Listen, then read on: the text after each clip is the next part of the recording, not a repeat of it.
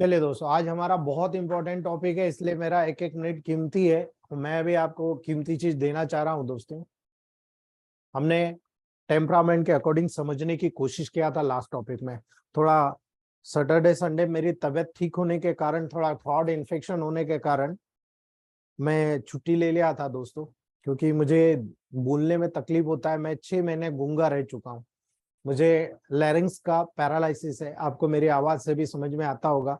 मेरे जितने सीनियर दोस्त हैं इस चीज को बहुत अच्छे से वाकिफ है, मैं कितना परेशान रहा था। 6 मंथ अपने को गूंगा रहने के बाद, मैं सारे मॉडर्न साइंस को करने के बाद मैं केवल इलेक्ट्रोमोपैथ मेडिसिन S10P4W, याद रखिएगा D1 से, S10P4W D1 से, और गैंग्रीनल फोर्ट, खासतौर से ऑर्गेनोबस्टर C13 जो था उसके 10th डायल्यूशन से मैं रिकवर के लेवल पर आया। इसलिए मैं अपने लेवल पर, मुझे थोड़ा भी लगता है कि इरिटेशन आ रहा है तो मैं तुरंत छुट्टी लेता हूं दोस्तों। 2 दिन रेस्ट करता हूं, कंप्लीट रेस्ट करता हूं, पेशेंट भी नहीं देखता हूं, तब जाकर मुझे रिलीफ होता है, क्योंकि मुझे दिन भर बोलना पड़ता है। तो दोस्तों, आज हम लोग टेम्परामेंट की बात करते हैं। और जब टेम्परामेंट की बात करते हो तो यहीं से निर्धारित कर लेना, मेरा कोई भी फैमिली मेंबर, आप में से कोई भी इलेक्ट्रोमोपैथ डॉक्टर यदि ये कहता है कि हमें वहां पर किसी भी प्रकार से टेम्परामेंट देखते नहीं आता है, तो आप भूल जाइए कि आप एक अच्छे इलेक्ट्रोमोपैथ हो।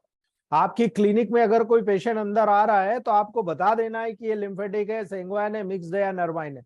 अगर मैंने 2 दिन में आपको उस लेवल पर नहीं खड़ा किया तो कोई मतलब नहीं है मेरे प्रोटोकॉल्स का। याद रखिएगा, टेम्परामेंट 2 दिन के अंदर मैं ऐसा बताऊंगा आपको जो आपको क्लियर इंडिकेशन दे देगा कि ये पेशेंट आ रहा है, इस पेशेंट का फेस ऐसा है, इसकी आईज ऐसी है, इसके हेयर ऐसे हैं, इसके आईज का कलर ऐसा है। आपको मान के चलेगा, आप क्लियरली इंडिकेशन दे देंगे कि हाँ साहब, ये टेम्परामेंट है, इस पेशेंट का टेम्परामेंट ये हो सकता है, और अगर ये इस टेम्परामेंट का है तो इसकी प्रॉब्लम क्या हो सकती है। मैं आपको सारी चीज बता रहा हूं, ठीक है। यहां पर याद रखिएगा, जब ह्यूमन फिजियोलॉजी की स्टडी की जाती है, मैं आपको वही चीज बता रहा हूं जो मैं पढ़ा रहा हूं।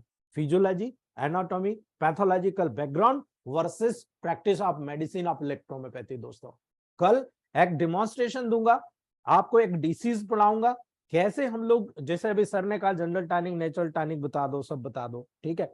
उसका डिमॉन्स्ट्रेशन होना जरूरी है, वो काम कैसे कर रहा है, जब हम पूरे प्रोटोकॉल की स्टडी करेंगे तब उसका डिमॉन्स्ट्रेशन बताया जाएगा, ठीक है। अभी सार बहुत सारे नए लोग हैं, उन्हें पता नहीं है कि क्या कैसे काम करता है, ठीक है। पहले हमें पूरी मेडिसिन, जब हम 60+ मेडिसिन जितनी हमारी सिंगल डबल सब पढ़ लेंगे, तब हम उसको डेमोन्स्ट्रेट करेंगे कि देखो आपको मैंने ये मेडिसिन बताया और उसके लेवल पे ये मेडिसिन ऐसे काम करती है।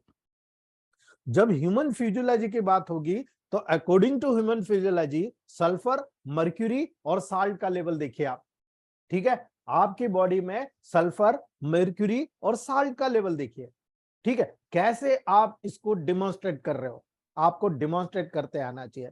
जब हम बोल रहे हैं कॉम्प्लेक्स बॉडी है, कॉम्प्लेक्स डिसीज है, कॉम्प्लेक्स रेमेडीज है, ठीक है, तो आपको कैसे पता चलेगा, ठीक है। आपको याद रखना है, जब आप टेबल प्रैक्टिस में देखते हो तो 3 पॉइंट पर स्टडी करिए आप। सॉल, ठीक है, एयर या प्राणवायु, पार्ट ऑफ बॉडी, ठीक है। हमारी बॉडी को हम 3 पार्ट में डिवाइड करते हैं, ये इलेक्ट्रोमोपैथ का मानना है। हम इलेक्ट्रोमोपैथ की बात कर रहे हैं, कोई दूसरे साइंस की बात नहीं कर रहे। पहले सॉल या एयर या प्राणवायु पार्ट ऑफ बॉडी, जिसको हम सल्फर कहते हैं, लिक्विडेटेड पार्ट ऑफ बॉडी जिसको हम मर्क्यूरी कहते हैं, जो लिक्विड में रहता है, और solid part of the body salt, जो मैंने कल आपको बताया था। मैंने 2 चीज आपको क्लियर करी थी कि बॉडी का निर्माण 2 तरह से होता है, एक सॉलिड प्रोटीन से होता है, एक लिक्विड प्रोटीन से होता है। सॉलिड प्रोटीन मतलब आपके बॉडी का निर्माण कर रहा है, लिक्विड प्रोटीन यानी कि आपकी जितनी मानसिक संभावना डेली रूटीन ली होती है उनके माध्यम से वहां पर क्रिएट होता है, ठीक है। तो आप याद रखिएगा, जब इस प्रोसेस पे जाते हो तो आपको इंडियन मैथोडोलॉजी के अनुसार आपको देखना है।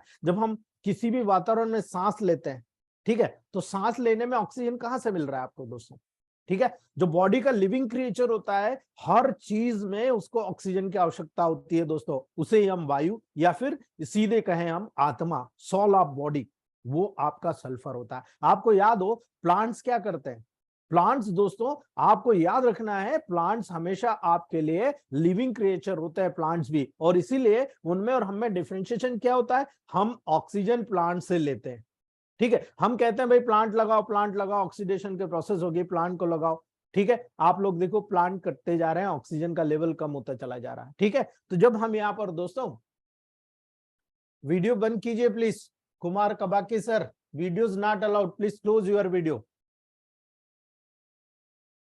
Please close your video, videos not allowed in our lectures. ठीक है, तो याद रखिए हम प्लांट से ऑक्सीजन ले रहे हैं, लेकिन ऑक्सीजन के लेवल पर जब हम मेटाबॉलिक वेस्ट के रूप में कार्बन डाइऑक्साइड छोड़ रहे, तो आप कार्बन डाइऑक्साइड कहां छोड़ रहे हो? उसी एटमॉस्फेयर में छोड़ रहे हो। वही प्लांट जो ऑक्सीजन ले रहा है, आपको ऑक्सीजन दे रहा है, वही कार्बन डाइऑक्साइड आपसे ले रहा है दोस्तों। इसीलिए याद रखिएगा, जब आप वहां पर इस प्रोसेस के माध्यम से दे रहे हो, तो उस प्लांट के जब एक्सट्रैक्ट करते हो, तो उस प्लांट से आपको क्या मिल रहा है? उस प्लांट से आपको सल्फर मिल रहा है दोस्तों। याद रखिएगा, प्राण वायु को आप प्यूरिफिकेशन के रूप में यूज कर रहे हो, इसीलिए आप याद रखिएगा दोस्तों, sulphur part of plant is very much useful वो purification air part of the body. हमारी बॉडी का जो पूरा एयर पार्ट होता है ना, उस एयर पार्ट को, वायु पार्ट को पूरा प्यूरिफिकेशन करने का काम सल्फर करता है। तो आप याद रखिएगा, यदि सल्फर का आप उपयोग कर रहे हो, तो आप मान के चलेगा आप पूरी बॉडी में एयर को प्यूरिफाई करने का काम कर रहे हो, एयर को पूर्ण रूप से प्यूरिफाई कर रहे हो। इसीलिए याद रखना, जब आपको ये चीज समझ में आएगी कि जब आप ब्लड को देखते हो, तो मेन कैरियर पार्ट ऑक्सीजन का क्या होता है? ब्लड होता है। ब्लड के साथ जुड़ता है, ऑक्सी हीमोग्लोबिन बनाता है, और वापस वेस्टेज मटेरियल लेकर क्या जाता है? कार्बोक्सी हीमोग्लोबिन लेकर जाता है। इसलिए आपको याद रखना है, each and every elements of sulphur, ठीक है, एक्सट्रैक्ट जो होता है दोस्तों, वहां पर प्राण वायु के हीलिंग के लिए वहां पर यूज किया जाता है। इसलिए आपको याद रखना है, सल्फर पार्ट ऑफ प्लांट बहुत ज्यादा एसेंशियल होता है ईच रेमेडीज के लिए। याद रख लेना, इलेक्ट्रोहोम्योपैथी रेमेडीज में ईच पार्ट का बहुत ज्यादा यहाँ पर यूज किया जाता है। इसीलिए हमको याद रखना है दोस्तों, कि अगर बॉडी में किसी भी पार्ट से सल्फर पार्ट का वहां पर एब्सेंस हो जाए या मिस हो जाए, कहीं पर लॉस हो जाए, कमी हो जाए, डेफिनेटली हम डिसीज हो। सर आप लोग वीडियो क्यों चालू कर लेते हो यार? सभी लोग, videos not allowed, please close your videos. Gangwar sir, Ajista ma'am, आप लोग क्लोज कीजिए, वीडियो इज नॉट अलाउड। सभी लोग वीडियो चालू कर लेंगे, मेरी आंखों के सामने मूवमेंट करते हैं आप लोग। स्ट्रिक्टली कहा जाता है प्लीज वीडियो को अलाउड नहीं है, प्लीज क्लोज रखिए। ठीक है, तो याद रखिएगा दोस्तों, जब आप यहां पर किसी भी प्रकार से सल्फर का वहां पर एब्सेंस देखते हो आपकी बॉडी में, डेफिनेटली आप मान के चलो आपकी बॉडी में जो प्राण वायु है वो वहां पर चला गया। अगर ऐसा है तो मान लीजिए ऑक्सीजन की कमी हुई, आप मान लीजिए डेथ होने में देर नहीं लगेगी। आप बगैर ऑक्सीजन के जिंदा नहीं रह सकते दोस्तों, याद रख लेना। इसलिए सल्फर का बहुत बड़ा रोल आपकी बॉडी में देखने को मिलेगा। लेकिन अगर हम सल्फर की बात हमने कर लिया, लिक्विडेटेड पार्ट की बात कर लो दोस्तों। आपकी बॉडी में जितने भी लिक्विड पार्ट होता है, ठीक है, आप ब्लड ले लो, लिम्फ ले लो, ठीक है, ये क्या है? ये दोस्तों स्पेशली याद रखिएगा, ये प्रोड्यूसिंग पार्ट होता है, सर्कुलेटरी पार्ट होता है, ये चैनल, मेजर चैनल्स होती है आपके बॉडी के, जिसके माध्यम से न्यूट्रिशन आता है और वहां से वापस वेस्टेज मटेरियल लाकर उसको बाहर निकाला जाता है। ये भी ऑक्सी हीमोग्लोबिन, कार्बोक्सी हीमोग्लोबिन के लेवल पर होता है दोस्तों। इसीलिए ये ही पावर होता है आपकी बॉडी में, ये वो हील पावर होता है जो mercurial body of the human beings के लेवल पर काम करता है। इसलिए याद रखना दोस्तों, ये स्पेशली जो प्लांट का एक्सट्रैक्ट निकाला जा रहा है, उसका जो मर्क्यूरियल पार्ट होता है बिल्कुल सेम मैच करता है, और इसीलिए ये गुड हीलर पार्ट होता है दोस्तों ह्यूमन बॉडी के इस मर्क्यूरियल पार्ट का। यानी हमारी बॉडी में भी वही मर्क्यूरियल पार्ट मौजूद है जो प्लांट के एक्सट्रैक्ट में, उसी को इक्विवेलेंट आप यहाँ पर करके होम्योस्टैसिस बैलेंस कर रहे हो, यानी इक्विलिब्रियम को बैलेंस कर रहे हो। यही चीज आपको समझने का है दोस्तों। तो फिर solid part of the body क्या हो गया?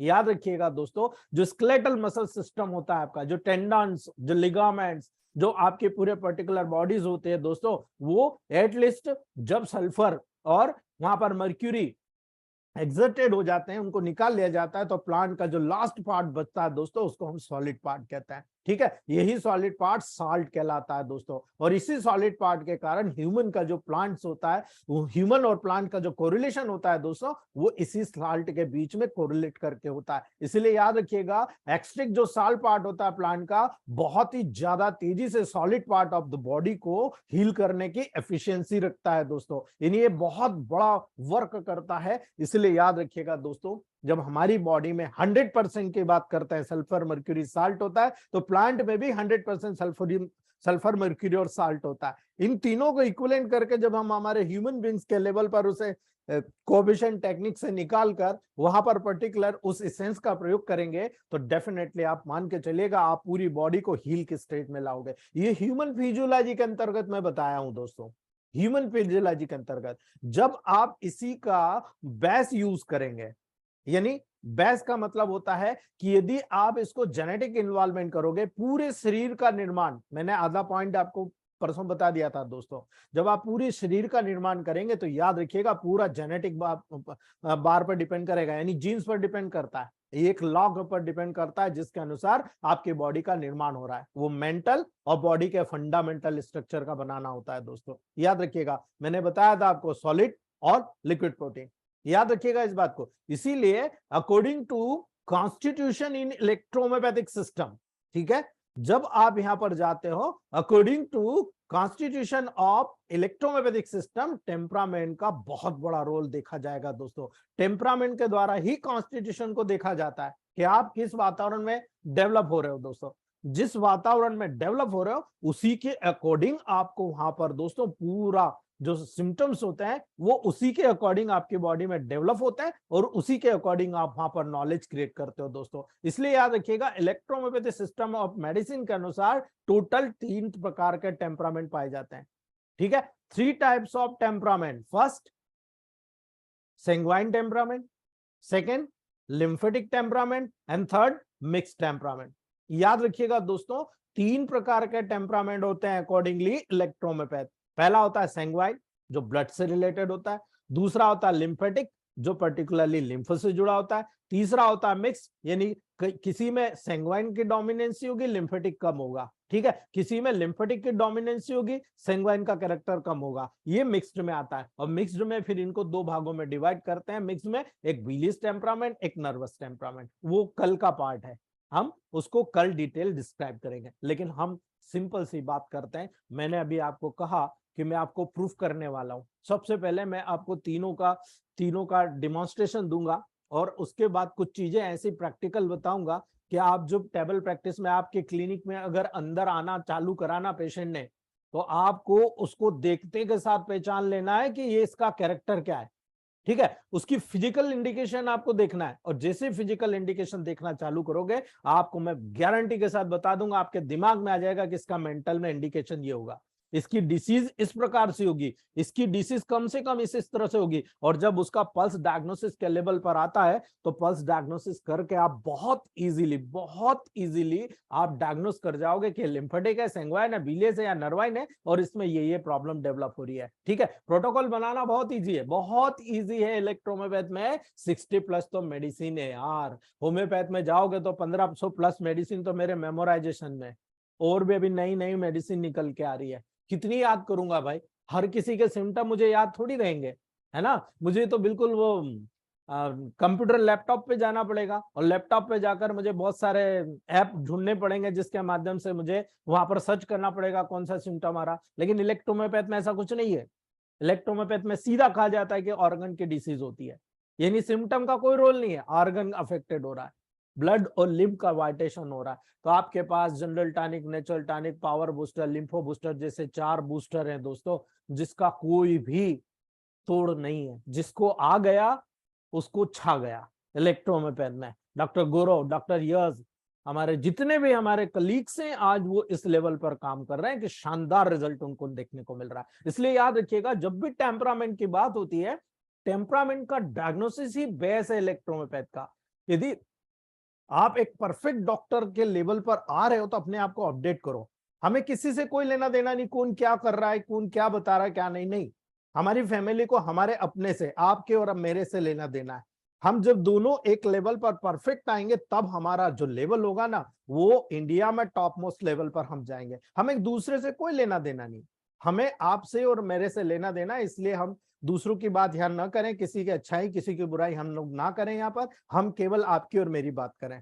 हम जो एज के लेवल पर हम 27 साल की प्रैक्टिस में हमको मानते हैं कि हम 25 साल पीछे चल रहे हैं, हमें वो 25 साल को आगे बढ़ाना है दोस्तों। याद रखिएगा जब आप टेम्परामेंट को 3 लेवल पर डिवाइड करते हो ना, तब याद रखना इलेक्ट्रोहोम्योपैथ में ये जानना बहुत जरूरी है। जैसे आज आप यहाँ पर डेवलप हो रहे हो पढ़ने के लिए, 12वीं के बाद तो कॉलेज में जाओगे ना, तो क्या आपका कॉन्स्टिट्यूशन चेंज होगा?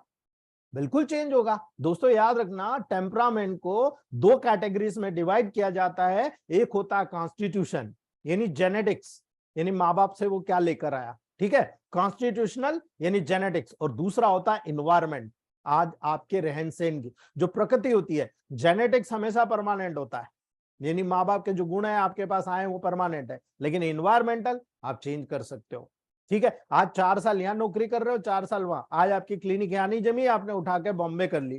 ठीक है, मैं इंदौर में हूँ, अभी बॉम्बे चला गया, बॉम्बे शूट कर गया मुझे, वहां पर मैंने बना लिया। लेकिन तब उत्पन्न होता है एनवायरमेंटल फैक्टर जब हम लंबे समय तक किसी लिविंग स्टाइल में रहते हैं, और ये टेम्परेरी हो सकता है। अगर आप एक वातावरण में लंबे समय तक रहते हो तो वहां पर वो डेवलप होता है, लेकिन ये टेम्परेरी हो सकता है। जैसे ही आप जगह चेंज करोगे आपका टेम्परामेंट चेंज हो जाएगा। तो याद रखना, यही चीज आज सबसे बड़ी मुश्किल हमारे लिए क्रिएट कर रही है, क्योंकि एटमोस्फियर का बैड इफेक्ट प्लांटेशन पे होने लग गया है। पहले के समय में इतना कभी भी पॉल्यूशन नहीं था। आप देख लीजिए, आज मोटरसाइकिल बेवजह खींच खींच के आप मोटरसाइकिल लेकर जाते हो, लेकिन आप देखते हो मोटरसाइकिल या जितने भी 4 व्हीलर्स या जितने भी धुएं होते हैं, पॉल्यूशन डेवलप हो रहा है। उन पॉल्यूशन के कारण आप देखो प्लांट्स का एटमोस्फेयर भी चेंज हो गया। तो जब प्लांट का एटमोस्फेयर चेंज होने लग गया है तो क्या मेडिसिन का क्राइटेरिया चेंज नहीं होगा? Of course. और इसीलिए दोस्तों, मेडिसिन का जो कैरेक्टर होना ना पहले और अब में बहुत डिफरेंस है। हमको जो 2002-2004 में जो स्पेजिक एसेंस मिला करता था दोस्तों सिंगल डोज में, हम लोग तब से D1 D2 D3 की प्रैक्टिस करते आ रहे हैं। तब से मैं D1 D2 D3 की प्रैक्टिस करता आ रहा हूं दोस्तों। और तब हमें किसी ने कभी नहीं कहा कि D4 से आप डायल्यूशन बनाओ। हम तब D1 D2 D3 लेते थे और D3 से हम लोग डायल्यूशन बनाते थे। और आज सबको बोला जाने लगा कि नहीं साहब, आप D3 नहीं, आप D4 बनाओ और D4 से डायल्यूशन बनाओ। ठीक है भाई, अब हमने इसको भी आजमाना शुरू कर दिया। हमने किसी को अगेंस्ट नहीं कहा, हमने 1:9 का रेशियो वाले को भी सपोर्ट किया, हमने 147 वाले को भी सपोर्ट किया, लेकिन हमने डिफरेंस देखा कि भाई चलो 1:9 का रिजल्ट देख के देखते हैं, 147 का रिजल्ट लेकर देखते हैं। दोनों में डिफरेंशिएशन देखे हम। दोनों में जब डिफरेंशिएशन हम देखने लगे तो हमको समझ में आने लगा 1:9 जो न्यूट्रिशन प्रोवाइड कर रहा है, 147 न्यूट्रिशन के साथ में नेगेटिव, यानी लोकल लेवल पर काम करना तो 1:9 ब्यूटीफुल रिजल्ट दे रहा है, लेकिन अब जनरल लेवल पर जा रहे हो तो 147 का बहुत बढ़िया रिजल्ट आपको देखने को मिल रहा है। ये हमने हमारी टेबल प्रैक्टिस के अकॉर्डिंग सीखा है दोस्तों। इसलिए मैं हर किसी को अप्रिशिएट करने को बोलता हूं, कभी नहीं कहता हूं कि आप 1:9 को मत फॉलो करो, 147 को फॉलो। आपको जो करना हो करिए, लेकिन एक बार इसको करके तो देखिए।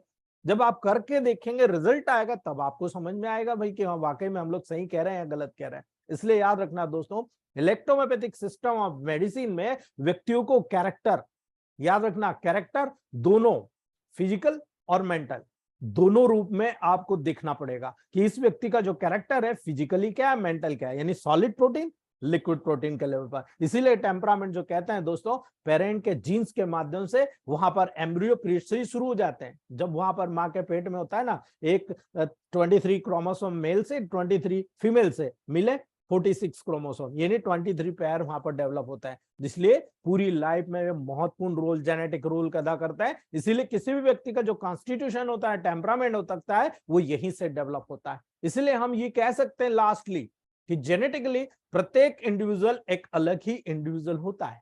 याद रख लेना, प्रत्येक इंडिविजुअल एक अलग ही इंडिविजुअल होता है, जो वहां पर उसके अकॉर्डिंग डेवलप होता है, जिसके गुण उसमें ज्यादा है। यदि मेल के गुण आए, मेल का जो टेम्परामेंट था वो लेकर आएगा, फीमेल का अगर गुण आ जाए तो फीमेल का टेम्परामेंट लेकर आएगा। इसीलिए हम वहां पर कुछ कह नहीं सकते दोस्तों। अगर दोनों के समान गुण आए तो वहां पर एक अलग ही कैरेक्टर लेकर आएगा। यदि माँ लिम्फेटिक है या सेंग्वाइन है, तो उनका जो मिक्सचर आएगा वो कुछ भी मिक्स्ड हो सकता है दोस्तों, या डोमिनेंसी किसी भी चीज की हो सकती है। इसीलिए आप जब वहां पर टेबल प्रैक्टिस करेंगे तो आपको केवल इतना याद रखना है, 3 complexes electromagnetic system of medicine में बहुत ही इंपॉर्टेंट होते हैं। अगर आपको सीखना है तो यहां पर समझिएगा। यदि आप देख रहे हो कि बच्चे का डेवलपमेंट हो रहा है, डेवलपमेंट होकर तरह तरह के उसमें कैरेक्टर आ रहे हैं, प्लांट है, प्लांट का डेवलपमेंट हो रहा है, उसमें अलग अलग कैरेक्टर आ रहे हैं, तो दोस्तों हमें समझ में आ रहा है कि हमारी बॉडी को जब हम स्टडी करते हैं, हम बोलते हैं यार बहुत ही कॉम्प्लिकेटेड बॉडी है, बहुत कॉम्प्लेक्स बॉडी है यार। बिल्कुल सही है, कौन गलत है? बिल्कुल सही कहा जा रहा है। जो कॉम्प्लेक्स बॉडी है तो डेफिनेटली कॉम्प्लेक्स है। आप देखो, एक सेल से शुरू हुई, एक सेल से शुरू हुई, अब देखो सिस्टम कहीं आ गए, रेस्पिरेटरी ट्रैक हो गया, आपका सर्कुलेटरी सिस्टम हो गया, एक्सक्रीटरी सिस्टम हो गया, डाइजेस्टिव सिस्टम हो गया, नर्वस सिस्टम हो गया, एंडोक्राइनल सिस्टम हो गया। ये तो कॉम्प्लेक्स बॉडी हो गई। तो ये तो प्रूफ हुआ कि भाई कॉम्प्लेक्स बॉडी है। तो क्या इलेक्ट्रोहोम्योपैथ सही नहीं है? यदि कॉम्प्लेक्स बॉडी है दोस्तों तो डिसीज भी कॉम्प्लेक्स होगी ना। ठीक है, डिसीज भी कॉम्प्लेक्स हो गया। अब देखो डाइजेशन गड़बड़ हुआ तो देखो सर्कुलेटरी सिस्टम पे भी असर आ रहा, रेस्पिरेटरी पे भी आ रहा, एक्सक्रीटरी पे भी आ रहा, इवन इंडोक्राइनोलॉजी पर भी आ रहा, या इंडोक्राइनोलॉजी का इफेक्ट हुआ तो देखो ग्रोथ पर आ रहा। ठीक है, तो हम मान सकते हैं कि एक दूसरे से रिलेटेड है, लिंक्ड है। ठीक है, इसीलिए कॉम्प्लेक्स डिसीज का लेवल हमने तय किया कि जब बॉडी कॉम्प्लेक्स है तो कॉम्प्लेक्स डिसीज भी होगी। उदाहरण बता रहा हूं, यदि आपको हाइपोथायराइडिज्म या हाइपरथायराइडिज्म होता है, आप क्या देखते हो? हाइपोथायराइडिज्म हुआ, पेशेंट बोला जाता है कि साहब मेरा तो वजन बढ़ता जा रहा, मेरे बाल झड़ते जा रहे, मुझे तो चिंता हो रही है, मेरा वेट गेन हो गया, मेटाबॉलिक प्रोसेस स्लो हो गई। हाइपरथायराइडिज्म होगा तो क्या होगा? आप देखो बहुत ज्यादा मेटाबॉलिज्म हो जाएगा, बहुत ज्यादा गर्मी लगेगी। हाइपोथायराइडिज्म में ठंड लगती थी, यहाँ गर्मी लगती है। वहां बीएमआर रेट बढ़ जाएगा, यहाँ बीएमआर रेट घट हो जाएगा। तो ये क्या है? ये बॉडी कॉम्प्लेक्स हो गई, यानी एक साथ कई चीजें आपस में लिंक करती है, यहां से प्रूफ होता है। और मैं हमेशा कहता हूं, मेरे जितने सीनियर भाई बहन हैं यहाँ पर शामिल, वो इस चीज को बहुत अच्छे से जानते हैं। वो जानते हैं कि जब भी हमने टेबल प्रैक्टिस करना, हमें लिंक ढूंढना है। यानी कॉम्प्लेक्स बॉडी है तो डिसीज भी कॉम्प्लेक्स है, तो भाई बताओ कि इसका लिंक कहां से शुरू हुआ। आप लोग कहते हो ना मल्टीपल डिसऑर्डर हम कैसे ट्रीट करें, अरे बहुत इजी है भाई, मल्टीपल डिसऑर्डर को ट्रीट करना बहुत इजी है, लेकिन हमें पता तो चले कि स्टार्टिंग कहां से हुआ। अभी मुझे बताओ, आप और मैं मेडिकल टर्मिनोलॉजी जानते हैं, पेशेंट जानता है क्या? और पेशेंट जितना झूठा कोई नहीं होता। ठीक है, पेशेंट जैसा झूठा कोई नहीं होता है। अगर पेशेंट झूठा है तो आप मान के चलिए दोस्तों, वहां पर आपको क्लियरली इंडिकेट हो जाएगा कि ऐसा पेशेंट वहां पर किसी भी लेवल पर आपको वो नहीं बता पाएगा जो 2 महीने पहले उसको हुआ, तो 4 साल पहले हुआ आपको कैसे बताएगा। ठीक है, अब एक सबसे बड़ा उदाहरण मैं आपको लेकर बताना चाहूंगा। अभी मेरे पास 2 महीने पहले एक पेशेंट आया था जिसको 3 बार जॉन्डिस पहले हो चुका है, साल भर में 3 बार जॉन्डिस। ठीक है, अभी जब वो मेरे पास आया तब एनीमिया लेकर आया, एनीमिया लेकर, पूरा मेटाबॉलिक डिसऑर्डर है, पूरा डाइजेशन गड़बड़ है, पूरी बॉडी में टॉक्सिक मटेरियल, बड़े बड़े फुंसी हो रही है, स्किन में प्रॉब्लम आ रही है। मैंने जब उससे बार बार पूछा तो उसने बताया नहीं, लेकिन पुरानी रिपोर्ट में निकल के आया कि इसको जॉन्डिस हुआ था। मैंने कुछ नहीं किया, केवल लीवर डिटॉक्सिफाई किया, लीवर ड्रॉप का कंप्रेस, लीवर लोशन का कंप्रेस किया, और केवल स्किन केयर ड्रॉप हमने बना के दिया स्किन के लेवल पर, बाकी कुछ नहीं दिया उसको। विद इन 15 डेज वो आया, बोले कि सर आप मुझे बताओ आपने क्या दिया।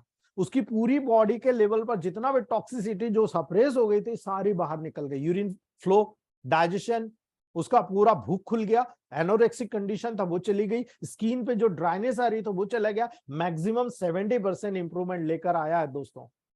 ये जड़ होता है। अगर आप डायग्नोसिस करना यहां से सीखते हो तो आपको कुछ करने की जरूरत नहीं है, यू आर द परफेक्ट। इलेक्ट्रोहोम्योपैथ में ऑर्गन्स की रेमेडी देना बहुत जरूरी होता है, लेकिन ऑर्गन तो काम करेगा सेल से ही ना। आपको अगर सेल ही नहीं पता है, टिश्यू नहीं पता है, ऑर्गन ही नहीं पता है, सिस्टम नहीं पता है, बॉडी नहीं पता है, तो आप क्या कर लोगे? प्रोटोकॉल प्रोटोकॉल खेलने के अलावा कुछ नहीं है हमारे पास। लेकिन हम जो करते हैं वो यहां से शुरू करते हैं कि ये कंपटीशन डेवलप होगा, हमारे मन में डेवलप करना पड़ेगा अपने आप का कंपटीशन, कि मुझे ये पेशेंट ठीक करना है। हमेशा नेगेटिव से सोचो, हमेशा नेगेटिव सोचो, यार ठीक नहीं हुआ, मैं करके बताऊंगा ठीक। आजा भाई बैठ, बता क्या चीज है। ठीक है, तो सबसे पहले टेम्परामेंट पे कॉन्सेंट्रेट कीजिए, क्योंकि कॉम्प्लेक्स बॉडी है तो कॉम्प्लेक्स डिसीज होगी। सिर दर्द हो रहा तो आपको पता है सिर दर्द कितने कारणों से होता है ना? अगर आपको फीवर आ रहा तो पता है फीवर कितने कारणों से होता है। ठीक है, अभी जैसे नीलिमा मैम ने अभी बताया कि एक थैलेसीमिया के पेशेंट को रिजल्ट मिला, तो दोस्तों वो बाय चांस हम लोगों को गलती से एक प्रोटोकॉल हाथ लग गया, क्योंकि हमने प्रैक्टिकल किया, हमने पागलपंती करी और वो पागलपंती असर कर गई। इसलिए आप देखिए उसका प्रोटोकॉल ही डिफरेंट है। जब हमने उसका प्रोटोकॉल ही अलग किया तो C2RE को पूरे बोन में हमने मालिश करवा दिया, पूरी बॉडी में। अब कोई भी एक्सप्लेन नहीं कर पाता कि C2RE को वहां पर अप्लाई करने से आप क्या कर रहे हो। सारे बोन पर अप्लाई करा दो, मालिश करा दो, बॉडी में जितनी बोन है। आप देखो थैलेसीमिया का पेशेंट कैसे रिकवर नहीं होता। ये डिपेंड करता है कि आप वहां पर क्यों करा रहे हो, ये हमारे ग्रुप में बताया जाता है। बाकी किसी भी जगह पर आपको डिमॉन्स्ट्रेशन या फिजियोलॉजिकल प्रोसेस के लेवल पर बताते नहीं पाया जाएगा दोस्तों, क्योंकि वहां पर प्रैक्टिकल नहीं किया जाता, कॉपी पेस्ट किया जाता है। और हमारे पास जो है हमारी फैमिली मेंबर जो होते हैं खुद इसको अपने लेवल पर सिलेक्ट करते हैं, हम किसी दूसरे की बात नहीं करते, आप में से ही सिलेक्ट करा है, आप में से ही सिलेक्ट करके मेडिसिन को डिटेक्ट किया गया है दोस्तों। इसलिए सब याद रखिएगा, जब कॉम्प्लेक्स बॉडी हुई, कॉम्प्लेक्स डिसीज हुई, तो डेफिनेटली इलेक्ट्रोहोम्योपैथ में कॉम्प्लेक्स रेमेडी भी होगी। ठीक है, इसीलिए इलेक्ट्रोहोम्योपैथ में कॉम्प्लेक्स रेमेडी बनाया गया दोस्तों। और यही कारण है, जब कॉम्प्लेक्स रेमेडी बनाया गया तो आपको पता है दोस्तों कि हमारी बॉडी में जब कॉम्प्लेक्स रेमेडी बनाएगा तो मेटी जी का दिमाग के दांत देना पड़ेगा। उन्होंने जब 500 प्लांट्स के लेवल स्टडी किया था, ठीक है, कुछ जगह पर मिलता है ये चीज, और जब धीरे धीरे डायग्नोस किया तो 115 प्लांट पे लेकर आ गए।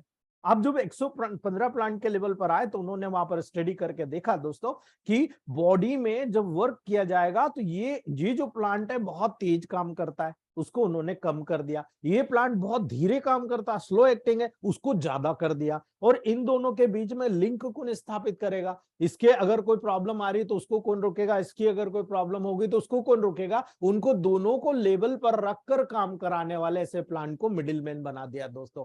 ये बहुत बड़ा क्राइटेरिया है, इसे बोलते हैं रेशियो सेटिंग। यदि आपने इलेक्ट्रोहोम्योपैथ की रेमेडीज देखी है, बहुत कम लोग जानते हैं इस बात को, हमारा ग्रुप का एक एक बच्चा एक एक मेंबर जानता है दोस्तों, याद रखना, एक एक मेंबर जानता है हमारा कि जब इलेक्ट्रोहोम्योपैथ रेमेडी का प्रिपरेशन किया गया तो उन्होंने यही चीज देखा कि ये ज्यादा डीप में जा रहा है, ये सुपरफिशियल काम करता है, सुपरफिशियल काम करता है उसको पॉजिटिव कर दिया, जो डीप में काम करता है उसको नाइट मतलब लाइटर कर दिया, और जो बीच में जो उनको दोनों को इंटरकनेक्ट कर रहा है उनको मिडिल मैन बना दिया। इसीलिए दोस्तों यही चीज आपको माइंड में सेट करना पड़ेगा। मुझे ये मेडिसिन भेजना है, कहाँ भेजना है भाई? ठीक है, कहाँ भेजना है? ये मेडिसिन मुझे स्किन पर भेजना है, तो सबसे स्ट्रांग मेडिसिन स्किन की कौन सी है? आप अगर इलेक्ट्रोपैथ डॉक्टर है आप फट से बोलेंगे साहब एपीपी, ठीक है। अब दूसरी बात आती है, चलो ठीक है, आप मुझे बताओ ड्राई एक्जिमा और वेट एक्जिमा, दो चीज हो गई, ठीक है, एक ड्राई एक्जिमा हो गया, वेट एक्जिमा होगा। अब आप मुझे बताओ ड्राइनेस पर कौन सी मेडिसिन काम करती? ठीक है, नोबडी कैन एक्सप्लेनेशन, सब S5 S3 तक ही रहेंगे। मैं कहता हूं ड्राइनेस पर S2 C2 से बेटर कोई मेडिसिन काम नहीं कर सकती। अगर मैं गलत हूं प्रूव करके बताइए मुझे, ठीक है। S2 C2 ड्राइनेस पर सबसे बेस्ट रूप में काम करती है। S3 C3 डर्मिस के लेवल पर काम करती है, जहां से सीबीसी स्वीट ग्लैंड होती है, ब्लड सर्कुलेशन होता है, वहां काम करती है। और S5 C5 सुपरफिशियल काम करती है। अगर ये तीन क्राइटेरिया आपने समझ लिया ना तो स्किन के तो मास्टर बन गए आप। स्किन पे काम करना इलेक्ट्रोहोम्योपैथ में सबसे बेस्ट काम होता है स्किन पर। अगर आपने 10 से 20 स्किन डिसीज पकड़ ली और प्रैक्टिस करना चालू कर गया तो एक साल में 1 करोड़ रुपए आते हैं आपके पास। पैसा कोई बड़ी बात नहीं है दोस्तों, कोई बड़ी बात नहीं। अभी हमारे ग्रुप के कई डॉक्टर्स हैं जो करोड़ों रुपए के हॉस्पिटल डाल के बैठे हैं दोस्तों, अपनी मेहनत के बल पर, अपने दम के बल पर, क्योंकि उन्होंने अपने आप को अपडेट कर लिया है दोस्तों। किसी की बात में मत आओ, जो बोल रहा है सबको सुन लो, करो अपने मन की, अपने मन से बाहर मत जाओ। अगर कोई कुछ कहता है आप मत करो, पहले एक पेशेंट पे ट्राई करके देखो, अगर सही है तो आपको बिल्कुल क्राइटेरिया समझ में आ जाएगा। अगर गलत हुआ तो, और आपने 4 5 8 पेशेंट की जिंदगी बिगाड़ दी ना, तो आपका क्लिनिक सील होने में देर नहीं लगेगा। इस चीज को विशेष तौर से याद रखना।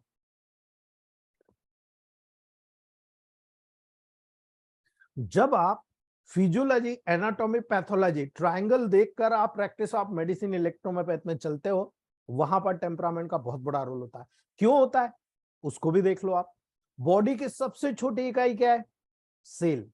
सेल आपस में मिलकर टिश्यू बनाती है, टिश्यू आपस में मिलकर ऑर्गन बनाते हैं, कई ऑर्गन मिलकर अपने सिस्टम बनाते हैं, और कई सिस्टम मिलकर दोस्तों हमारी बॉडी बनाती है, ठीक है। इसीलिए बॉडी का प्रॉपर नॉलेज, फिजियोलॉजिकल, आपका पैथोलॉजिकल और एनाटॉमिकल, इन बैकग्राउंड पर आपको याद होना चाहिए, क्योंकि ये कॉम्प्लेक्स बॉडी है दोस्तों। यदि हमारी सेल में किसी प्रकार का एरर, कोई ऑब्स्ट्रक्शन या कोई डिसीज डेवलप होती है तो वो क्या करेगा? सबसे पहले सेल में, देन टिश्यू में, देन उस टिश्यू से जुड़ा हुआ जो ऑर्गन है उसमें डेफिनेटली इफेक्टेड होता है, और उसी कारण वो सिस्टम अफेक्टेड हो जाता है। उसके बाद देखो पूरी बॉडी में धीरे धीरे डिसीज जनरेट हो जाती है, जो लोकल एरिया से जनरल एरिया में फैल जाती है।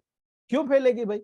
क्योंकि हमारी बॉडी में ब्लड और लिम्फ, दो जो चैतन्य द्रव्य होता है, जो कंटिन्यू वहां पर मूवमेंट करते रहता है, और जब वो मूवमेंट करते रहेंगे तो डेफिनेटली न्यूट्रिशन भी पहुंचाएंगे और वेस्ट मटेरियल वहां से लेकर उसको बाहर निकालेंगे। ये दोनों काम करते हैं दोस्तों। इसीलिए याद रखना, पूरी बॉडी सिस्टम को अफेक्ट करने का काम ब्लड और लिम्फ कहते हैं। और यही कारण है इलेक्ट्रोहोम्योपैथ का ये जो नियम है परफेक्ट लॉ है दोस्तों, परफेक्ट प्रिंसिपल है। इसीलिए कभी कभी एक या एक से ज्यादा डिसीज हमारे बॉडी में उत्पन्न हो जाती है, यानी आप कहते हो कि साहब इसको मल्टीपल डिसऑर्डर हो गया, ठीक है। और जब मल्टीपल डिसऑर्डर होता है तो क्या होगा दोस्तों? आप देखो सेल में डिस्टर्बेंसेस के दौरान कॉम्प्लेक्स डिसीज को डेवलप कर लेगा, ठीक है। और जब कॉम्प्लेक्स डिसीज होगी तो इस प्रकार के कॉम्प्लेक्स डिसीज को अगर आपको सॉल्व करना है दोस्तों, तो आपको याद रखना है रेमेडी को, कॉम्प्लेक्स रेमेडी का उपयोग करना है। अगर मान लो किसी को ब्रेस्ट कैंसर था, ठीक है, अगर ब्रेस्ट कैंसर था तो आप मुझे बताओ क्या करोगे? आज आपने रिमूव कर दिया, आपने वहां पर रेडिएशन कर दिया, कीमो करा दिया, जो करना था आपने सब कर दिया। 2 साल बाद फिर से रिकरेंट होकर वो ब्रेन में पहुंच गया, लीवर में पहुंच गया, किडनी में पहुंच गया, बोन में पहुंच गया। ठीक है, ठीक है, आपको पता है ये नॉन केस है ब्रेस्ट कैंसर का, और उसके बाद आपने देखा वहां पहुंच गया। अब आप मुझे बताओ कहां से ट्रीटमेंट शुरू करोगे, ब्रेस्ट से या पर्टिकुलर उस जगह पर जहां से उसको।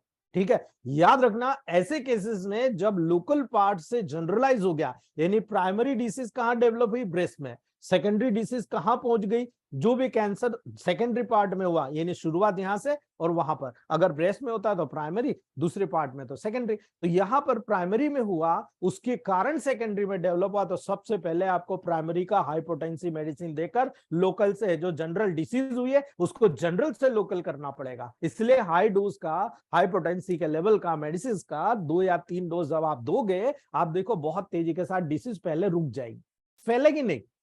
ठीक है, सबसे पहले डिसीज को रोक दीजिए, उसके बाद में आप शुरू करिए न्यूट्रिशन ऑफ पर्टिकुलर ऑर्गन जहां पर कैंसर डेवलप हुआ है, वहां पर पॉजिटिव मेडिसिन उस ऑर्गन के लेवल पर दो, और उस ऑर्गन की इम्यूनिटी को करेक्ट करने के लिए वहां पर हमने बहुत ही ऑथेंटिकल प्रैक्टिकल अप्रोच करके ऑर्गेनो बूस्टर गैंग्रीनॉल फूड बनाया, यानी कैंसर ग्रुप की मेडिसिन दीजिए जो वहां पर नेगेटिव होना चाहिए। ठीक है, आप अगर D10 मानते हो, ठीक है, D10 से आप वहां पर देते हो, जिसके कारण डेफिनेटली आप किसी भी प्रकार के कैंसर को रोक सकते हो। दोस्तों, ये डिपेंड करता है कि आपकी साइकोलॉजी क्या कहता है, आपका माइंड क्या कहता है। आप अगर माइंड में क्लियर हो तो आपका मेडिसिन पॉजिटिव अप्रोच रखेगी। आप क्लियर नहीं, यार मैं ये दूं कि नहीं दूं, ले मैं पूछ लेता हूं, जरा रुको, आप बैठो 1 घंटे बाद आना, मैं बना रहा हूं दवाई। 10 लोगों से पूछोगे, कंफ्यूज हो गए और अपने आप को भी कंफ्यूज करोगे, अगर आपको रिजल्ट मिल रहा था वो भी नहीं मिलेगा। दोस्तों याद रख लेना, इसीलिए इस प्रकार के कॉम्प्लेक्स डिसीज को सॉल्व करने के लिए इलेक्ट्रोहोम्योपैथी में चूंकि कॉम्प्लेक्स रेमेडी का उपयोग किया गया है, इसीलिए मेडिसिन की जो ईएच सिस्टम का ट्रीटमेंट का संबंध केवल बेस से होता है। आप बेस बनाना सीख लो। ठीक है, केवल बेस से होता है, ये ऑर्गन है तो इस ऑर्गन का बेस क्या होना चाहिए। ठीक है, उस ऑर्गन का बेस अगर आपने बना लिया, एक छोटा सा उदाहरण बताता हूं आपको। ठीक है, ये S2 से आपने शुरू किया। ठीक है, अगर S2 में आपने F1 जोड़ दिया, कहां जा रहा है। ठीक है, अगर आपने S2 पढ़ा हुआ है तो आपको मैं बता सकता हूं। ठीक है, S2 को अगर आपने पढ़ा हुआ है तो सबसे पहले यूरिनरी ब्लैडर, गाल ब्लैडर, जितने भी नली नुमा स्ट्रक्चर होता है, ट्यूब नुमा स्ट्रक्चर होता है, म्यूकस मेम्ब्रेन होता है, वहां पर काम करता है। अगर मैं कहूं S2F1 हो गया तो रिटेंशन ऑफ यूरिन की नंबर 1 रेमेडी सबसे पहले बनती है। ठीक है, अगर आपने S2F1 यूज कर दिया तो मैं आपको गारंटी के साथ बोलता हूं S2F1 रिटेंशन ऑफ यूरिन को तुरंत कवर करने का काम करेगा। आपने इसको डायरेक्टली भेज दिया यूरिनरी ब्लैडर के लेवल पर। ठीक है, याद रख लेना दोस्तों, अगर आपने L1 और B जोड़ दिया, क्या कर दिया आपने, एक एक मेडिसिन का अंतर बता रहा हूं। जब S2F1 जोड़ा तो ये आपने किडनी की तरफ भेजा, आपने यूरिनरी ब्लैडर की तरफ भेजा, जो यूरिन रिटेंशन हो रहा था उसको आपने ठीक कर दिया। लेकिन L1B जोड़ दिया तो जहां पर S2 काम करेगा, जितनी भी जगह, चाहे गाल ब्लैडर हो, यूरिनरी ब्लैडर हो, ठीक है, वहां पर आप देखो S2F1 L1B वहां पर जाकर न्यूट्रिशन दे देगा, क्योंकि L1B ऐड कर दिया आपने। ब्लड सर्कुलेशन बढ़ा तो उस पार्ट पर बढ़ेगा जहां पर S2F1 काम करेगा। ठीक है, तो कोई मेजर बात नहीं है, कोई बड़ी बात नहीं है, केवल समझने का तरीका आना चाहिए आपको, प्रैक्टिकल अप्रोच आना चाहिए कि मैं जब यहाँ पर ट्रीटमेंट कर रहा हूं तो मुझे क्या मालूम है, मुझे क्या मालूम है, ये बहुत इंपॉर्टेंट है। ठीक है, अगर मैं कहूं पेंक्रियास की बात है तो बहुत सारे लोगों को नहीं पता है पेंक्रियास पे कौन सी मेडिसिन काम करती है। मैं चैलेंज कर सकता हूं, लेकिन हमारे ग्रुप के एक एक मेंबर को पता है पेनक्रियास पे कौन कौन सी मेडिसिन काम करती है। ठीक है, हमारे ग्रुप के एक मेंबर को, बेंगलोर के मेंबर है, नाम नहीं लूंगा, डॉक्टर, वो खुद जानती है, उनको एक्यूट पेनक्रेटाइटिस हुआ था और वो भी कोरोना काल में। एडमिट होना नहीं, पैसा बहुत मांग रहे थे डॉक्टर्स। मैंने उनसे कहा कि आप ये 3 मेडिसिन यूज कीजिए और मुझे 5 दिन के अंदर बताइए। आफ्टर 5 डेज लेडी पेशेंट है, 5 दिन बाद आकर मुझे फोन करके बोला है लेडी पेशेंट ने कि डॉक्टर साहब आप तो वाकई में मजा आ गया, आपने कितना शानदार रिजल्ट बताया। जी नहीं, C17 काम नहीं करेगी दीपक सर। ठीक है, तो यहां पर technically S2, C2, S10, C10, F1 से बेटर कोई मेडिसिन हो ही नहीं सकती है W के साथ में। ठीक है, इससे बेटर कोई मेडिसिन हो ही नहीं सकती पेनक्रेटाइटिस के लेवल पर। और जब रिजल्ट लिया, मैडम को आश्चर्य था कि ये क्या कर दिया।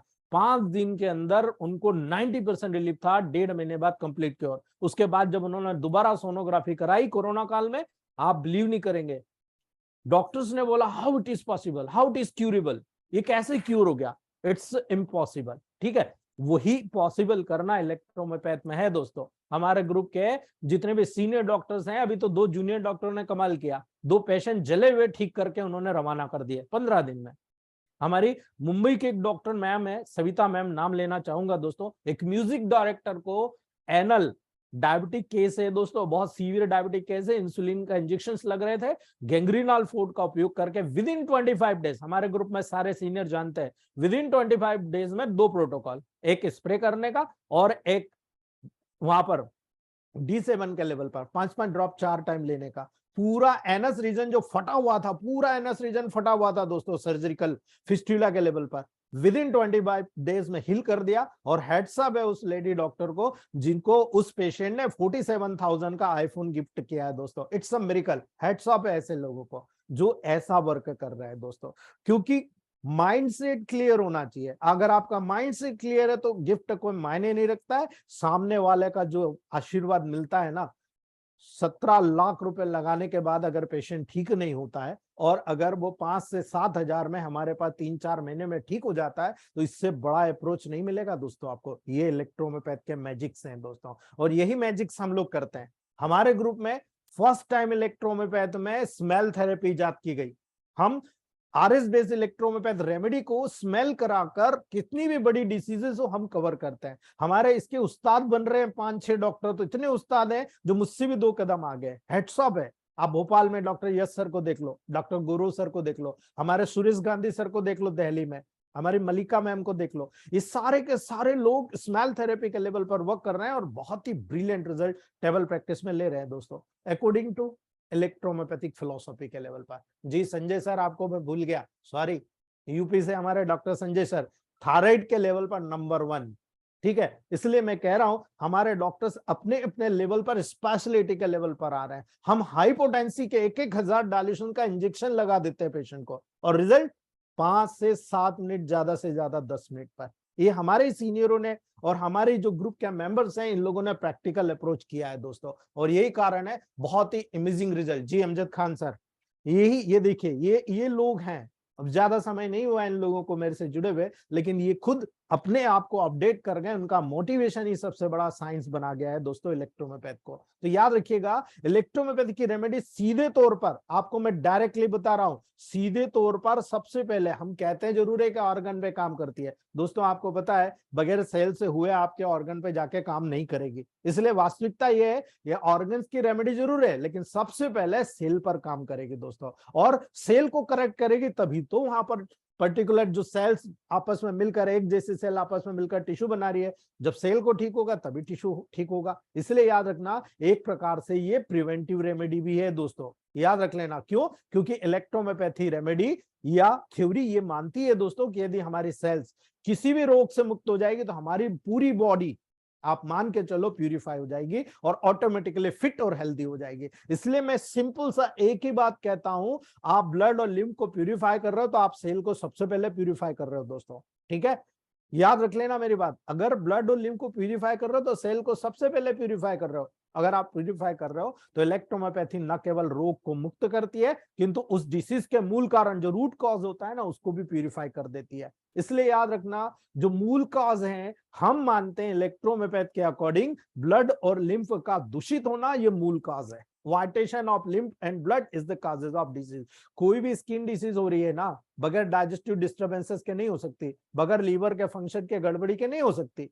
ठीक है, हम लोग स्किन की तरफ भागते हैं, कभी हमने देखा नहीं कि लीवर के फंक्शन को ठीक करें, डाइजेशन को क्योर करें। मैं आपको चैलेंज करता हूं, आप केवल लीवर और आपके डाइजेशन को करेक्ट कर दो, स्किन की डिसीज ऑटोमेटिक गायब हो जाएगी, आपको जरूरत ही नहीं स्किन के मेडिसिन देने का। हाँ ठीक है, सपोर्टिंग आप एक्यूट है तो सिम्टम आप दे दो, लेकिन सबसे पहले लीवर को डिटॉक्सिफाई करो, इंटेस्टाइन को मतलब पूरी एब्डोमिनल कैविटी को डिटॉक्सिफाई करो, आप देख लो आपका रिजल्ट ऐसे चुटकी बजाते देखने को मिल जाएंगे दोस्तों। तो ये प्रोटोकॉल तय करना ऐसा होता है, इसलिए आपको यहाँ पर दोस्तों 100% रिजल्ट आपको मिलता है। जी गौरव सर, ठीक है, ये गौरव सर लिख रहे हैं 100% रिजल्ट है पेनक्रियास के लेवल पर, बहुत सारे पेशेंट ठीक हैं, कांग्रेचुलेशन सर। इसलिए इलेक्ट्रोमोपैथ रेमेडी को समझना बहुत अच्छा है। ठीक है जी, दीप्ति मैडम, आपने स्किन एलर्जी पे काम किया, कांग्रेचुलेशन। बिल्कुल, एपिलेप्सी सीएनएस क्लास में बताया जाएगा और 100% क्यूर होता है सर। ठीक है, इलेक्ट्रोमोपैथी लेवल, जब आप इलेक्ट्रोमोपैथी के लेवल पर काम करते हो दोस्तों, तो न केवल इलेक्ट्रोमोपैथी वहां पर किसी भी पेशेंट को रोग से मुक्त करती है, इवन उसके रूट कॉज को दूर करती है दोस्तों। इसलिए याद रख लेना, लिविंग लाइफ का बेस होता है, कांस्टेंट प्रोसेस होती है, जो हम जन्म लेते हैं तब से शुरू होती है और जब हम मरते हैं ना तब तक चलती है दोस्तों। इसलिए याद रखना, ये एक आवश्यक प्रोसेस होती है। जो भी व्यक्ति जीवित है या जो एनिमल्स है, यदि मेटाबॉलिज्म स्टॉप हो जाएगा दोस्तों, तो मान के चलेगा वहां पर लिविंग थिंग्स भी मर जाएगा। यदि मेटाबॉलिक प्रोसेस डिस्टर्ब हुई तो आदमी को प्रॉब्लम होते देर नहीं लगेगी। इसलिए मैंने पहले चैप्टर में आपको समझाया था कि metabolic disorder is the main cause of electrohomoeopathy. ठीक है, अब याद रखना, इलेक्ट्रोहोम्योपैथ को सिलेक्ट करने का मेन कॉज होता है मेटाबॉलिक डिसऑर्डर। और जब आप वहां पर लिम्फ और ब्लड ही फंडामेंटल ट्रांसपोर्ट चैनल होते हैं, जो टिश्यू तक जितने भी आवश्यक मटेरियल है उनको ले जाते हैं और वहां पर जितने भी वेस्टेज मटेरियल है उसको बाहर निकालने का काम करते हैं। यदि गड़बड़ हो गया तो क्या होगा दोस्तों? 100% जब ये गड़बड़ हो गया तो मान के चलिएगा वो चैनल ब्लड और लिम्फ दूषित हो गए। आप मान के चलिएगा टिश्यू को जो न्यूट्रिशनल सप्लाई कर रहे थे वो बाधित हो गई, ऑक्सीडेशन नहीं होगा, हेल्दी प्रोसेस के लिए एनर्जी नहीं मिलेगी, एटीपी नहीं मिलेगी, और यही कारण एक डिसीज उत्पन्न हो जाएगी। इसीलिए हम केवल इतना बात करते हैं कि यदि आपको डायग्नोस्टिकल लेवल पर आना है तो आपको सबसे पहले डायग्नोस्टिकल लेवल पर यह देखना पड़ेगा कि यदि आप टेम्परामेंट के अकॉर्डिंग सिलेक्शन कर रहे हैं। ठीक है, अगर आप टेम्परामेंट के अकॉर्डिंग सिलेक्शन कर रहे हैं तो आप मुझे बताइए कि यहां पर जब आप सेंग्वाइन टेम्परामेंट को देखते हो तो आपको नहीं नजर आता, आप टेबल प्रैक्टिस की बात करिए दोस्तों, आप टेबल प्रैक्टिस के लेवल पर बात कीजिए। जब सेंग्वाइन की बात आएगी ना तो हमेशा याद रखना, पेशेंट को आप जब ऑब्जर्व करोगे देखना वो हॉट रहेगा। हमेशा याद रखना इस बात को। अगर आप किसी पेशेंट को आ रहा है तो आप उसको हाथ लगा के देखो। भाई देखो, हम आप और हम क्या हो ना, सोचते नहीं है। जब आपकी क्लिनिक में जितने भी पेशेंट आ रहे हैं आप केवल 10 दिन करके देखना, मैं आपको टिप्स दे रहा हूं। 10 डेज केवल इतना ध्यान दो कि पेशेंट आया, मैंने उसको हाथ लगाया, पल्स रीडिंग करी, पल्स रीडिंग के बहाने आप थोड़ा सा उसको छूने की कोशिश करो, टेम्परेचर देखने की कोशिश करो, आप पहचान जाओगे, पहचानना यहीं से शुरू हो जाएगा। ठीक है, कि जैसे ही वहां पर पेशेंट आया, यार ये तो थोड़ा सा हॉट है, हॉट है, तो आपको 5-7 हॉट पेशेंट को जब आप एग्जामिन कर लोगे ना तो आपको खुद पता चल जाएगा, हाँ यार हॉट पेशेंट ऐसे रहते हैं। जब दूसरा पेशेंट आए, कहीं आए, आपको चिली पेशेंट नजर आया, एकदम हल्का सा ठंड जैसा लगता हुआ महसूस आया, आप मान लो उसकी बॉडी में हीट बहुत कम होगी। ठीक है, और हीट कम होगी तो आप मान के चलना दोस्तों, वहां पर सॉलिड कंपोनेंट्स की तुलना में दोस्तों वहां पर लिक्विड कंपोनेंट्स कम होगा, सॉलिड कंपोनेंट्स ज्यादा होंगे। इसलिए मैं आपके चलना अपने चिली पेशेंट होता है। और जब आप मिक्स्ड में जाओगे तो दोनों मिलेगा आपको।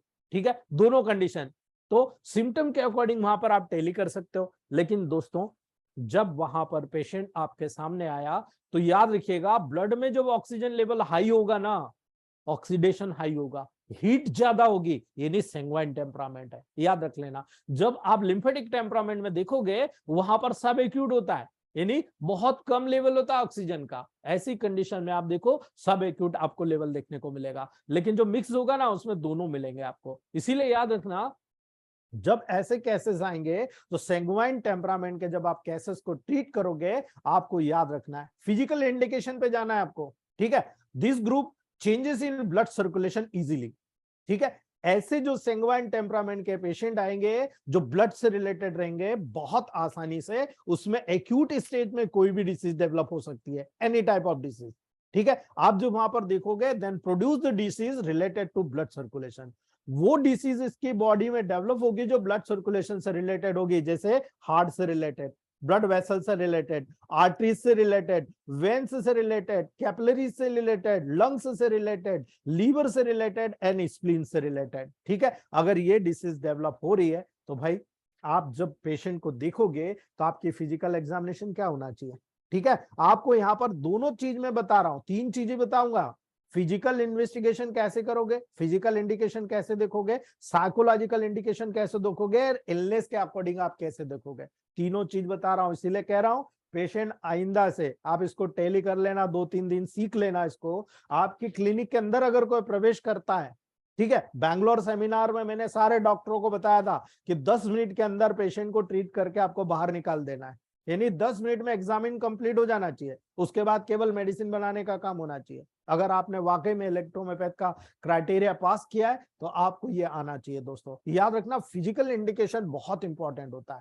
आप जब वहां पर देख रहे हो तो सेंग्वाइन टेम्परामेंट में जब आते हो ना, एकदम रेडिश पिंक कलर होता है दोस्तों, बिल्कुल रेडिश पिंक कलर होगा, एकदम फेयर कलर होगा, स्मूथ स्किन होगी, म्यूकस मेम्ब्रेन बिल्कुल रेड मिलेगी उसकी, जितनी भी बॉडी में म्यूकस मेम्ब्रेन है ना बिल्कुल रेड मिलेगी। आप देखो उसके जो लिप्स होंगे, जो गम्स होंगे, बिल्कुल ब्राइट कलर के होते हैं दोस्तों। ये हम प्रैक्टिकल में ही कर सकते हैं। किताबों में पढ़ना एक अलग मैटर है, लेकिन जब आप लाइव देखोगे ना, आप खुद बोल दोगे अरे यार रेडिश पिंक कलर का, फेयर स्मूथ स्किन है, म्यूकस मेम्ब्रेन बिल्कुल राइट है, ब्राइट रेड कलर का लिप्स और गम्स है, नहीं यार ये सेंग्वाइन टेम्परामेंट है। आप जैसे जैसे डायग्नोसिस करना सीखोगे तुरंत बता दोगे। आप देखोगे यहाँ पर मसल्स बिल्कुल फर्म है, बिल्कुल फर्म है मसल्स। आप देखो स्ट्रांग है, आदमी का जो बुल्ट है बहुत अच्छा बुल्ट बना हुआ, बिल्कुल स्ट्रांग बुल्ट है। ठीक है, आप जो वहां पर देखते हो ना लॉन्ग हाइट होती है, वो सेंग्वाइन टेम्परामेंट का, यानी हाइट एकदम लंबी है। शार्प फीचर्स होंगे, बिल्कुल ऐसे शार्प के जैसे आपके तीर चुभ गए। ठीक है, बिल्कुल शार्प फीचर होंगे। आप देखो वहां पर लिप्स बिल्कुल पतले पतले होते हैं, थीन होते हैं। ठीक है, आप देखो बिल्कुल लंबे लंबे हैंड्स और फीट नजर आएंगे। ठीक है, आप देखो वहां पर एकदम पतले पतले थीन और ब्राउन हेयर नजर आएंगे। अब ये चीजें अगर आपको डायग्नोसिस करने में दिक्कत दे रही है तो फिर मैं आपको क्या सिखा सकता हूं दोस्तों। ठीक है, याद रखिए आईज देखेंगे ना बिल्कुल शार्प, ऐसे कि जैसे आपको अगर उसने देख लिया तो ऐसे जैसे आपके दिल में उतर गई आंखें। अब बोलते हो ना लड़कियों को देख के, ठीक है, यही समझ लो आप। ठीक है, लीन और थीन बॉडी होगी, दुबला पतला और एकदम लंबा लंबा हाथ पांव वाला और लंबा एकदम हाइट में लंबा वाला आदमी होता है दोस्तों। आप देखो उसकी मसल्स बहुत वीक होगी। ठीक है, ये ब्लड प्रकृति के लोग होते हैं, सेंग्वाइन टेम्परामेंट के लोग होते हैं, इसीलिए ये वीक मसल्स वाला पूरा कैरेक्टर आपको देखने को मिलेगा। इसीलिए याद रखना जो हेयर का कलर होगा ना, बिल्कुल आप हेयर का कलर देखोगे, आइरिस का कलर देखोगे ना, बिल्कुल लाइट कलर का होता है। ठीक है, हेयर और आपके आइरिस का कलर बिल्कुल लाइट कलर होगा। इसीलिए याद रखना ऐसा जो टेम्परामेंट का आपके फिजिकल टेम्परामेंट का जो पेशेंट होगा ना, याद रखना बिल्कुल क्विक काम करने वाला होता है। ठीक है, फ्रीक्वेंट काम करने वाला होता है, रेगुलर काम करने वाला होता है, फुल और स्ट्रांग पल्स। जब आप पल्स रीडिंग पल्स डायग्नोसिस करते हो ना, आप जब पल्स डायग्नोसिस करोगे इन दो फिंगर के माध्यम से बताऊंगा मैं आपको, नेक्स्ट मंडे का जो टॉपिक है वो पल्स डायग्नोसिस है। तो यहाँ पर क्विक, फ्रीक्वेंट, रेगुलर, फुल और स्ट्रांग पल्स जब देखोगे आप बोल दो कि हाँ भाई ये सेंग्वाइन टेम्परामेंट का पेशेंट है, 100% ये सेंग्वाइन टेम्परामेंट है। इसीलिए दोस्तों ये जो पेशेंट आप देखोगे ना बिल्कुल एनर्जेटिक और एक्टिव होते हैं। आप बच्चों को देख लो, आपको दो तरह के बच्चे अलग दिख जाएंगे। एक वो जो बहुत फुली एक्टिव होता है, एनर्जेटिक होता है, इधर बैठा नहीं इधर हाथ लगाया इधर हाथ लगाया, मान लो ये सेंग्वाइन टेम्परामेंट है। और एक बच्चा होगा जो बैठा रहेगा। ठीक है, याद रख लेना आपको, this peoples are energetic and active, बहुत एक्टिव होता है दोस्तों, बहुत एनर्जी होती है इनमें, इसलिए आप बहुत आसानी से पहचान जाओगे दोस्तों। लेकिन जब चिल्ड्रंस को देखोगे ना, याद रखना बोर्न मच मोर हेल्दी, याद रख लेना इस बात को। जब आपको पीडियाट्रिशियन के लेवल पर मैं बहुत सारे सब्जेक्ट ला रहा हूं अभी इस बार के सेम में, आपको याद रखना है दोस्तों, जब आप किसी भी बच्चे को देखोगे और अगर वो बहुत हेल्दी नजर आता पैदा होते के साथ, पेशेंट बोलता है, उसकी मदर बोलती है कि ये बच्चा पैदा होते से बहुत हेल्दी है, कोई दिक्कत नहीं है उसको, अब ये दिक्कत हो रही है, आप मान के चलो ये सेंग्वाइन टेम्परामेंट का पेशेंट है। अगर लिम्फेटिक होता ना तो पहले ही उसके पेरेंट्स बोल देते कि नहीं साहब पैदा होते से ही बीमार चल रहा है, इसकी सर्दी खांसी ही नहीं जा रही, एलर्जेटिक कंडीशन है इसको, आप मान के चलना कि लिम्फेटिक टेम्परामेंट में आ चुका है। ठीक है, ये डायग्नोस्टिक पॉइंट होता है आपके टेबल प्रैक्टिस में, जैसे अंदर प्रवेश करता है आप बता सकते हो। मैं कल आपको बताऊंगा उसके कपड़े के पहनावे से आप कैसे डायग्नोस करोगे, उसके जूते के, उसके पांव के रखने से आप कैसे पहचानोगे, उसके बोलने से आप कैसे पहचानोगे, उसके फेस के एक्सप्रेशन से कैसे पहचानोगे, मैं आपको कल बताऊंगा दोस्तों, याद रख लेना। दूसरी बात करते हैं हम दोस्तों मेंटल की। जितने भी मेंटल सिम्टम होंगे ना, बहुत इंपॉर्टेंट होता है साइकोलॉजिकल बिहेवियर के लेवल पर। यानी आप साइकोलॉजी को यहाँ पर देखोगे ना, मैं इसीलिए आपको समझाया था स्टार्टिंग में कि साइकोलॉजिकल बिहेवियर बहुत इंपॉर्टेंट होता है दोस्तों। ऐसे जो सेंग्वाइन टेम्परामेंट के जो पर्टिकुलर पेशेंट होते हैं ना, याद रखना दोस्तों बहुत ज्यादा एक्टिव होता है। जैसे मैंने आपको बताया, these peoples are more active, cheerful, हमेशा हंसने वाले, चीयर करने वाले दोस्तों, हमेशा स्मार्ट होते हैं, मच इरिटेटेड, बहुत ज्यादा इरिटेट हो जाते हैं दोस्तों। दीज आर इंटेलिजेंट, बहुत इंटेलिजेंट होते हैं, क्विक होते हैं, हाइपर सेंसिटिव होते हैं, हाइपर एक्टिव होते हैं दोस्तों, नॉलेज सीकर होते हैं। ऐसे व्यक्ति हर चीज में नॉलेज लेने की कोशिश करते हैं। स्वीट टॉकर, बिल्कुल मीठी मीठी बात करने वाले होते हैं दोस्तों। इन्हें आपसे ऐसा मीठा बात करेंगे कि आप घुलकर बिल्कुल चाशनी बन जाओगे दोस्तों। ठीक है, फ्रेंडली बिहेवियर रखते हैं, एक्सट्रोवर्टेड होते हैं, याद रखना, बहिर्मुखी, इंट्रोवर्टेड नहीं होंगे, एक्सट्रोवर्टेड होते हैं दोस्तों, गुड स्पीकर, बहुत अच्छे बोलने वाले होते हैं दोस्तों, याद रख लेना। क्रिएटिव होते हैं, हर काम को अगर करने की उसने ठान ली तो जब तक काम कंप्लीट नहीं होता छोड़ता नहीं है दोस्तों। ठीक है, कोऑपरेटिव होते हैं, बहुत अच्छे से कोऑपरेटिव होते हैं। एंगर बहुत वायलेंट, ऐसे लोग हर काम में सक्षम होते हैं लेकिन एंगर जब क्रोध आता है ना, आसानी से ठंडा नहीं होता दोस्तों, बहुत डेंजरस वहां पर सिम्टम लेकर आता है। इसलिए याद रखिएगा, एंगर वायलेंट होंगे। चिल्ड्रन हमेशा पॉजिटिव और कंस्ट्रक्टिव नेचर का होता है, यानी कुछ न कुछ करा ही करता है। ठीक है, बिल्कुल एक्टिव होगा, पॉजिटिव होगा, हर काम करेगा तो बिल्कुल बिना सोचे समझे करेगा, पॉजिटिव लेवल पर कि हाँ मैं कर जाऊंगा, और वो कर जाता है दोस्तों। इसीलिए this people want to learn more. ऐसे व्यक्ति, ऐसे लोग आप देखोगे हर चीज को बार बार करने की कोशिश करेंगे और नई चीज को सीखने की कोशिश करेंगे दोस्तों। They have good memory and remember everything easily. ऐसे जो हम देखते हैं ना दोस्तों, हम में से कई लोग ऐसे होंगे कि जो क्लास में ये चीज को ऑब्जर्व करते होंगे कि यार मुझे तो 3-4 बार समझ में पढ़ता हूं तब समझ में आता है, और ये तो बंदा साला एक बार में इसको कुछ भी बता दो याद हो जाता है। दोस्तों आप मान लो वो सैंग्वाइन टेम्परामेंट का, अपन मिक्स्ड या लिम्फेटिक टेम्परामेंट का। इसलिए कभी भी कॉम्प्रोमाइज मत करिए, कभी भी उससे टैली मत करिए। उसको बाय गिफ्ट मदर फादर से मिला हुआ है कि वहां पर गुड मेमोरी और रिमेंबर एवरीथिंग इजीली वाला जो कैरेक्टर है वो सैंग्वाइन टेम्परामेंट का है दोस्तों। देयर आर वेरी सेंटिमेंटल, वो बहुत ज्यादा सेंटिमेंटल होता है, लविंग, प्यार करने वाला होता है, जॉयफुल बाय नेचर, हमेशा जॉयफुल नेचर का होता है दोस्तों। इसीलिए ऐसे पेशेंट्स बहुत एक्टिव होंगे, हर काम में अप्रिशिएट करते हैं दोस्तों, कोऑपरेट करते हैं। इसलिए याद रखना ये कैरेक्टर। लेकिन अगर आप इलनेस देखोगे तो अब आप मुझे बता दो कौन व्यक्ति इलेक्ट्रोमेपैथ का है जो इस कैरेक्टर को डायग्नोस नहीं कर पाएगा। ठीक है, 100% मैं बताता हूं कि डायग्नोस कर जाओगे। ठीक है, नॉज जब तोते जैसे ऊपर उठी हुई होती है ना, वो सैंग्वाइन टेम्परामेंट का होता है, और जिसके नॉज के बीच में ब्रिज होता है, उभार होता है, ठीक है, वो लिम्फेटिक टेम्परामेंट। मैं कल बताऊंगा आपको। ठीक है, अगर आप सैंग्वाइन टेम्परामेंट में इलनेस देख रहे हो, बीमारी देख रहे हो कि भाई इसका कौन सी बीमारी है,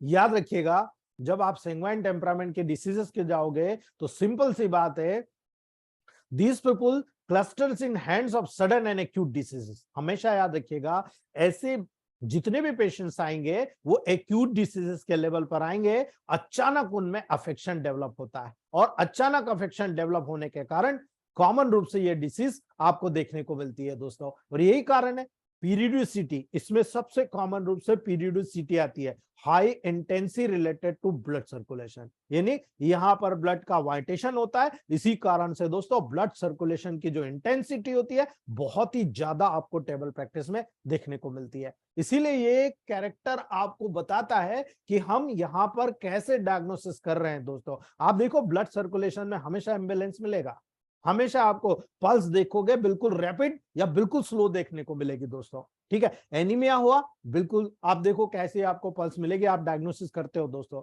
इसलिए याद रखना, यहां पर मोर इन्फ्लामेटरी रिएक्शन मिलेगा, पाल्पिटेशन मिलेगा, हीमोरेज की टेंडेंसी मिलेगी, ब्लीडिंग के जितना भी ब्लीडिंग पाइल्स होगा ना आपके सैंग्वाइन टेम्परामेंट में देखने को मिल जाएगा। ठीक है, आप देखो कितनी भी प्रकार का ब्लॉकेज ऑफ वेन्स होता है, आपका ब्लॉकेज ऑफ नोड्स होता है, सब आपको सैंग्वाइन टेम्परामेंट में मिलेगा। यदि आपको हार्ट का ब्लॉकेज नजर आ रहा, कोरोनरी आर्टरी ब्लॉकेज नजर आ रहा, सेरिब्रल थ्रोम्बोसिस नजर आ रहा, मायोकार्डियल इन्फेक्शन नजर आ रहा, आपको सेरिब्रल इन्फेक्शन नजर आ रहा, आपको टेंशन लेने की जरूरत नहीं, एक प्रोटोकॉल निर्धारित हो गया कि एंजाइटी को ग्रुप की मेडिसिन दे दो, पेशेंट क्योर हो जाएगा। आप 3 से 4 महीने वेट कर सकते हो, 3 से 4 महीने में चैलेंज कर लो अपने आप से, आप इन चारों प्रकार के केस को रिजॉल्व कर सकते हो। कसरावत सेमिनार में हार्ट स्पेशलिस्ट इलेक्ट्रोमेपैथ के इंडिया में सबसे बेस्ट डॉक्टर संतोष पाटीदार का 2 घंटे का लेक्चर रखा है मैंने, और वो स्पेशली इसीलिए आ रहे हैं मेरे पास, और बताएंगे हार्ट के लेवल पर, ईसीजी के लेवल पर डायग्नोसिस करना, और इवन पूरा डायग्नोसिस हार्ट के लेवल पर, और खुद के बने हुए 2 प्रोडक्ट आप लोगों के लिए गिफ्ट मेरी तरफ से लेकर आ रहे हैं दोस्तों। याद रखना, मोर इन्फ्लामेटरी रिएक्शन, पॉल्पिटेशन और हिमोरेज के लेवल पर आपको याद रखना है दोस्तों। बहुत ब्रिलियंटली प्रोटोकॉल का यहां पर डेवलपमेंट करता है। इसीलिए आपको याद रखना है, आप जब देखते हो कि ऊपर गर्म लग रहा है लेकिन लिम्स को हाथ लगाते हो बिल्कुल लिम्स ठंडे, ठीक है, आप लिम्स को देखते हो बहुत ज्यादा ठंडा नजर आता है, यानी हाथ पांव बहुत ज्यादा कोल्ड नजर आता है, ये सैंग्वाइन टेम्परामेंट की निशानी है दोस्तों, आप बहुत इजीली डायग्नोस कर सकते हो। ठीक है, early and profuse menstruation in female, आप हमेशा याद रखना जितनी भी महिलाएं अर्ली यानी 12 से 11 साल के लेवल पर मेंसेस में आ जाती है और बहुत ज्यादा मेंसेस होता है उनको, सबसे बेस्ट मेडिसिन होती है एंजाइटी को ग्रुप की पल्सेटिला निग्रिकेंस A3, याद रख लेना दोस्तों। Early and profuse menstruation in females में सबसे बेस्ट रेमेडी होती है दोस्तों, इसीलिए ब्लीडिंग पाइल्स जो होता है वो सैंग्वाइन टेम्परामेंट से जुड़ा हुआ है और जो ब्लाइंड पाइल्स होता है वो लिम्फेटिक टेम्परामेंट से जुड़ा होता है। इसलिए याद रखना दोस्तों, यहां पर if the person is not cured in the acute stages, जब आप किसी भी सैंग्वाइन टेम्परामेंट के लेवल पर कोई भी एक्यूट डिसीज को नहीं क्योर कर पाते हो,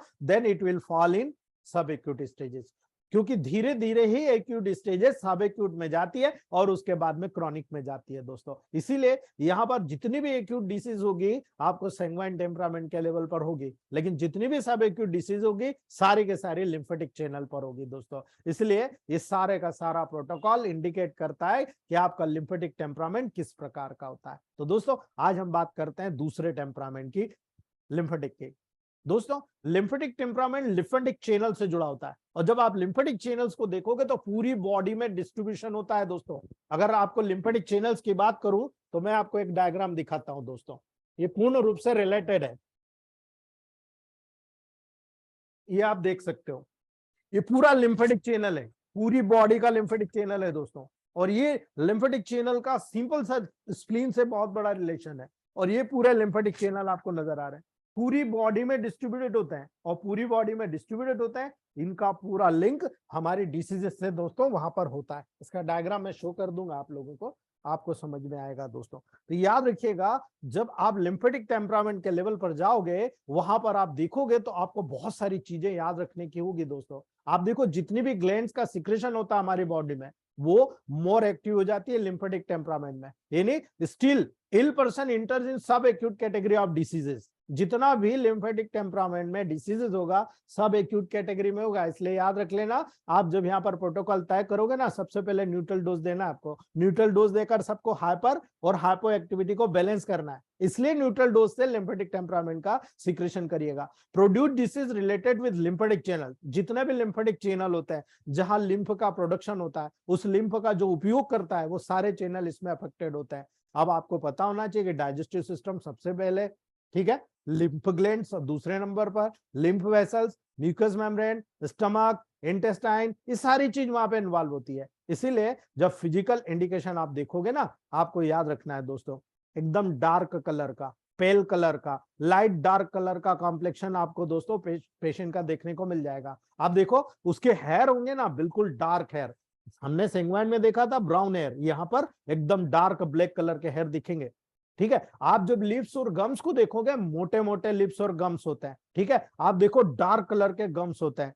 आप वहां पर बॉडी को देखोगे ना बहुत स्ट्रांग बॉडी होती है दोस्तों, एकदम ब्रॉड चौड़ा चौड़ा फेस नजर आएगा, ठीक है, थिक लिप्स, मोटे मोटे लिप्स नजर आएंगे दोस्तों, एकदम डल कैरेक्टर का ब्रॉड फीचर नजर आएगा दोस्तों। याद रखना एकदम डल कैरेक्टर का होता है, ब्रॉड फीचर होता है, शॉर्ट हैंड्स और फीट, बिल्कुल छोटे छोटे हाथ और पांव आपको नजर आते हैं। ऐसे व्यक्ति हमेशा ओबेस होता है, या तो बटक्स निकला होगा या उसका जो पेट बेली जो होता है वो निकला होगा। इसलिए याद रखिएगा दोस्तों मीडियम हाइट होती है, ज्यादा हाइट नहीं मिलेगी, बट मे बी ओबियस, और हमेशा ओबेस होती है दोस्तों। आप देखो ब्लड का सर्कुलेशन हमेशा स्लगिश होता है, हमेशा कम सर्कुलेशन मिलेगा ऐसे लोगों में, ठीक है। आप जो पल्स रीडिंग करते हो बहुत ही स्लो पल्स होती है, बहुत ही सॉफ्ट पल्स होती है दोस्तों। आप जो पल्स रीडिंग करते हो ना यही चीज देखते हैं दोस्तों हम, ठीक है, ये बहुत सॉफ्ट पल्स होती है, बिल्कुल हल्की हल्की चलती है और इंडिकेशन डायरेक्टली दिखाती है दोस्तों। इसीलिए चिल्ड्रन में जब आपने सैंग्वाइन में देखा था अर्ली स्टेज में सारा डेवलपमेंट हो जाता है, लेकिन जब कोई माँ बाप से आप पूछते हो कि इसका डेवलपमेंट कैसे हुआ था, उसके माँ बाप बोलते हैं कि इसका जो है डिलेड डेवलपमेंट हुआ था। ये पूरा का पूरा कैरेक्टर होता है, सैंग्वाइन में अर्ली सिम्टम होते हैं और लिम्फेटिक में डिलेड डेवलपमेंट होता है। अगर ये डायग्नोसिस कर लेते हो ना तो आप वही देखकर आप बता सकते हो कि भाई इसका क्या क्या डेवलपमेंट है, ठीक है। इसलिए जब फिजिकल साइकोलॉजिकल इंडिकेशन देखते हो, ये फिजिकल बात की हमने, तो मेंटल सिम्टम में जाओगे ना आप देखो ऐसा पेशेंट डिक्टेटोरियल होता है दोस्तों, हमेशा स्लगिशनेस पाई जाती है उसमें, स्ट्रॉन्ग हेड होता है लेकिन एंगर बिल्कुल सप्रेस्ड होती है, ठीक है, वहां हमने देखा था एक्सट्रोवर्टेड बहिर्मुखी था, यहाँ इंट्रोवर्टेड मिलता है। यानी याद रखिएगा, less capacity to beat stress in life. ठीक है, हमेशा याद रखना दोस्तों, यहाँ पर अपनी लाइफ में किसी भी प्रकार के तनाव को, स्ट्रेस को सहन नहीं कर सकता। ये बहुत बड़ा कैरेक्टर होता है लिम्फेटिक टेम्परामेंट का, हमेशा कंफ्यूज माइंडेड रहता है। ठीक है, वहां मैंने क्या बताया था, एक्टिव रहता है, यहाँ हमेशा कंफ्यूज माइंडेड होता है, यार मैं करूं या नहीं करूं, मैं कर भी पाऊंगा या नहीं कर पाऊंगा, ये मेरा काम कंप्लीट होगा या नहीं होगा दोस्तों। यानी खुद पे कंफ्यूजन होता है। आप देखो, नेगेटिव और फिक्स्ड आइडियाज होता है, हमेशा नेगेटिविटी में सोचता है, और बस फिक्स्ड आइडिया, मेरे ऐसा, मैं वैसा, ये देखा वो देखा, बस इससे आगे नहीं जाता, कभी भी एक्टिवेट नहीं करता हो। जबकि सैंग्वाइन टेम्परामेंट हर काम को करता है, पूरा करके छोड़ता है। लेकिन ये पहले करेगा तो सैंग्वाइन से भी तेजी से दिमाग से करेगा, लेकिन थोड़ी देर बाद काम करके छोड़ देगा। यानी उसको लगता ही नहीं कि मैं काम कर पाऊंगा, तो वो बिल्कुल मेंटल फटीग हो जाता है उसको। ठीक है, इसीलिए पुअर मेमोरी होती है इसके, स्लो होता है, डल होता है, लेजी होता है, बिल्कुल स्लगिश होता है। इसी कारण से दोस्तों ऐसे पेशेंट जो होता है ना, बिल्कुल गर्मी की तरह होते हैं। ठीक है, इसलिए याद रखना, वार्मथ होता है। और इसी कारण जब आप यहाँ पर दोस्तों डिसीज देखोगे, तो आपको याद रखना है दोस्तों, डिसीज का डेवलपमेंट चूंकि सब एक्यूट है, इसलिए स्लोली डेवलप हो रहा है। ठीक है, वाइटेशन ऑफ लिम्फ देखने को मिलेगा, स्लो डाइजेशन देखने को मिलेगा, एलर्जी की जितनी कंडीशन होती है सब लिम्फेटिक में डेवलप होती है। याद रख लेना, cold, स्नेजिंग, skin disease, glandular disturbances, obesity, high uric acid, rheumatic arthritis, blind piles, ये सब टिपिकली दोस्तों आपके लिम्फेटिक टेम्परामेंट की तो है। अगर आपको पता है तो आप क्यों नहीं क्योर कर सकते दोस्तों, 100% आप क्योर कर सकते हो। इसलिए याद रखिएगा, लिम्फेटिक टेम्परामेंट के जितने भी पेशेंट होते हैं mostly suffer from catarrhal diseases, nose, eyes, ear, intestine, gall bladder, blood vessels, इनसे रिलेटेड आपको 100% केसेस देखने को मिल जाएंगे। याद रखिएगा, usually these diseases are recurrent and relapsing. ठीक है, ये रिकरेंट बार बार होने वाली होगी, रिलैप्सिंग होगी, सीधा मान जाइए कि लिम्फेटिक टेम्परामेंट में सब एक्यूट है, यानी कुछ दबा हुआ है। तो सबसे पहले देखो जड़ कहां पर है, जड़ को रिमूव करोगे तभी ठीक कर पाओगे। इसलिए कोराइजा देखो, इंडाइजेशन देखो, फ्लैचुलेंस देखो, एनीमिया देखो, ब्रोंकियल अस्थमा देखो, स्वेलिंग ऑफ ग्लैंड्स देखो, आपकी ब्लाइंड पाइल्स देखो, फिस्टुला देखो, पुअर एपेटाइट देखो, ये सारे का सारा केसेस लिम्फेटिक टेम्परामेंट से लिंक करता है। ठीक है, अगर फीमेल में जाओगे आप देख लो, फीमेल में सप्रेस मेंसेस होगा, लेट होगा, स्कैंटी होगा, इर्रेगुलर मेंसेस होगा, ल्यूकोरिया होगा, क्लोरोसिस यानी एनीमिया के साथ में होगा। इसीलिए दोस्तों जब भी कभी आपको फीमेल्स में कैरेक्टर नजर आते हैं, आप सीधे कह दो कि ये लिम्फेटिक टेम्परामेंट की है। इसलिए लिम्फेटिक टेम्परामेंट की मेडिसिन का यूज करे बगैर आप उस पेशेंट को ठीक नहीं कर सकते। इसीलिए आप चिल्ड्रन को देखते हो ना, बच्चों को, आप याद रखना यहाँ पर डिलेड टीथिंग होती है, ऐसे बच्चों को लेट दांत निकलते हैं। ठीक है, वॉकिंग और टॉकिंग भी लेट होता है, बोलना चलना, ये जो प्रॉब्लम होती है बहुत लेट सीखता है दोस्तों। इसी कारण से डेफिनेटली आप जो कैरेक्टरिस्टिक फीचर देखते हो, बहुत सारी चीजें यहाँ पर आपको टेबल प्रैक्टिस में देखने को मिलती है दोस्तों, जिसका सीधा सीधा लिंक आपको टेबल प्रैक्टिस में यहाँ पर देखने को मिल जाता है। और यही कारण है दोस्तों, जब आप यहाँ पर जितने भी कैरेक्टरिस्टिक व्यूज देखते हो, ये आप टिपिकली यहाँ पर देखते हो। तो दोस्तों आज मैंने आपको दो चीज बताई, क्लियर हो जाना चाहिए कि सैंग्वाइन टेम्परामेंट, लिम्फेटिक टेम्परामेंट का डायग्नोसिस कैसे होता है। ठीक है, कल मैं जो बताऊंगा आपको बहुत अलग तरीके से मिक्स टेम्परामेंट बताऊंगा, और उसके साथ में डोमिनेंसी का कैरेक्टर बताऊंगा कि कौन कौन सी डोमिनेंसी आपको देखने को मिलती है। और उन डोमिनेंसी के लेवल पर आपको बताऊंगा कि फिजिकली जब आपको ये कैरेक्टर विजिबल हो गए, तो कोई पेशेंट आपके क्लिनिक में एंटर कर रहा है तो आप उसको बोलने चलने, उसके कपड़े पहनने के तरीके से, यानी डिफरेंट डिफरेंट तरीके से आप कैसे डायग्नोस करते हो, मैं आपको कल बताऊंगा। तो ये था दोस्तों आज का टॉपिक। अगर इससे रिलेटेड किसी को कुछ पूछना है तो आप पूछ सकते हो।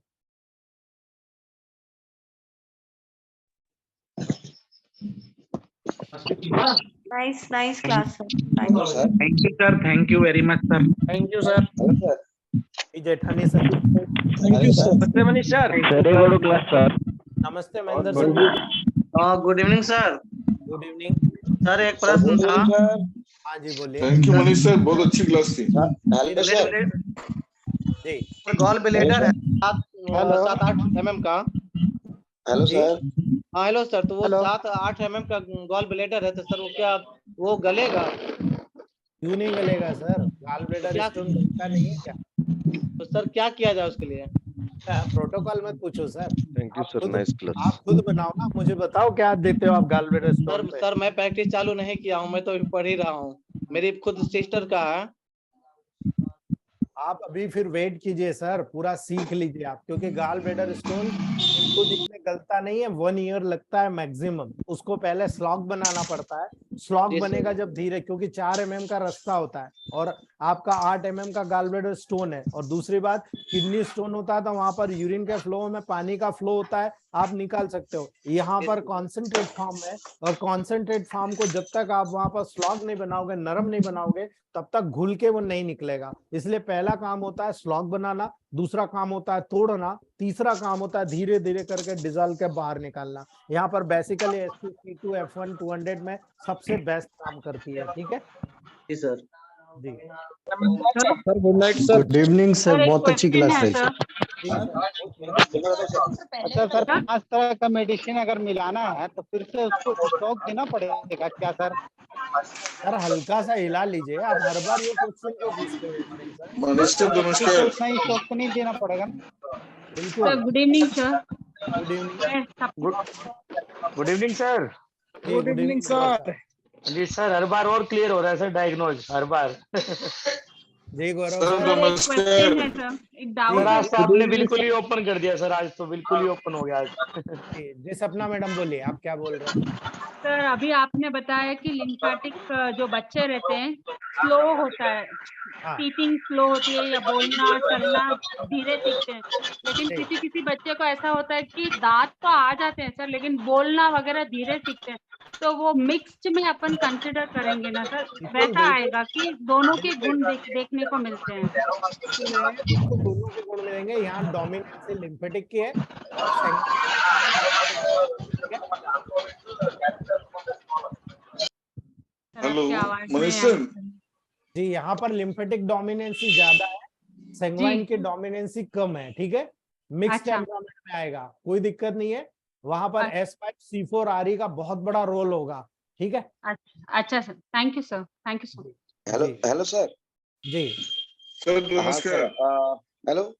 हाँ बोलिए सर, बोलिए। हाँ सर, मैं एक्चुअली एक पेशेंट लेके आने वाला हूँ सर आपका क्लिनिक में सर। जी तो सर अपॉइंटमेंट चाहिए सर। सर आप कभी भी आ सकते हैं, लेकिन सैटरडे संडे आइए तो ज्यादा बेस्ट है।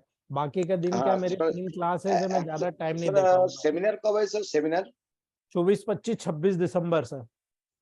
24, 25, 26 दिसंबर सर। उसको प्रोटोकॉल भेजेंगे सर बाद में? एक डेट के हिसाब से आना कैसे है सर? मैं नागपुर से बिलोंग करता हूँ सर। ठीक है, आपको मैं बता दूंगा सर, आप मुझे व्हाट्सएप पे मैसेज कीजिएगा, लिंक शेयर ओके कर सर, दूंगा।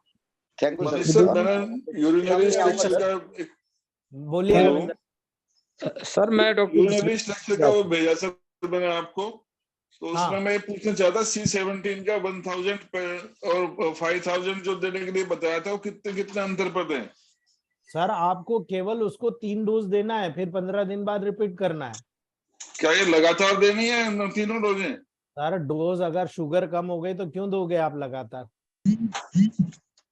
अच्छा, तो 15-15 दिन के अंतर पर दे दें सबको। बिल्कुल। तो पहले 10,000 दो ना। हाँ पहले 10,000 दो, फिर 5,000 दो, फिर 1,000 दो, रिवर्स करते चले जाओ। आपका पेशेंट 6 महीने के अंदर कंप्लीटली क्योर हो जाएगा। ठीक है sir, thank you very much sir.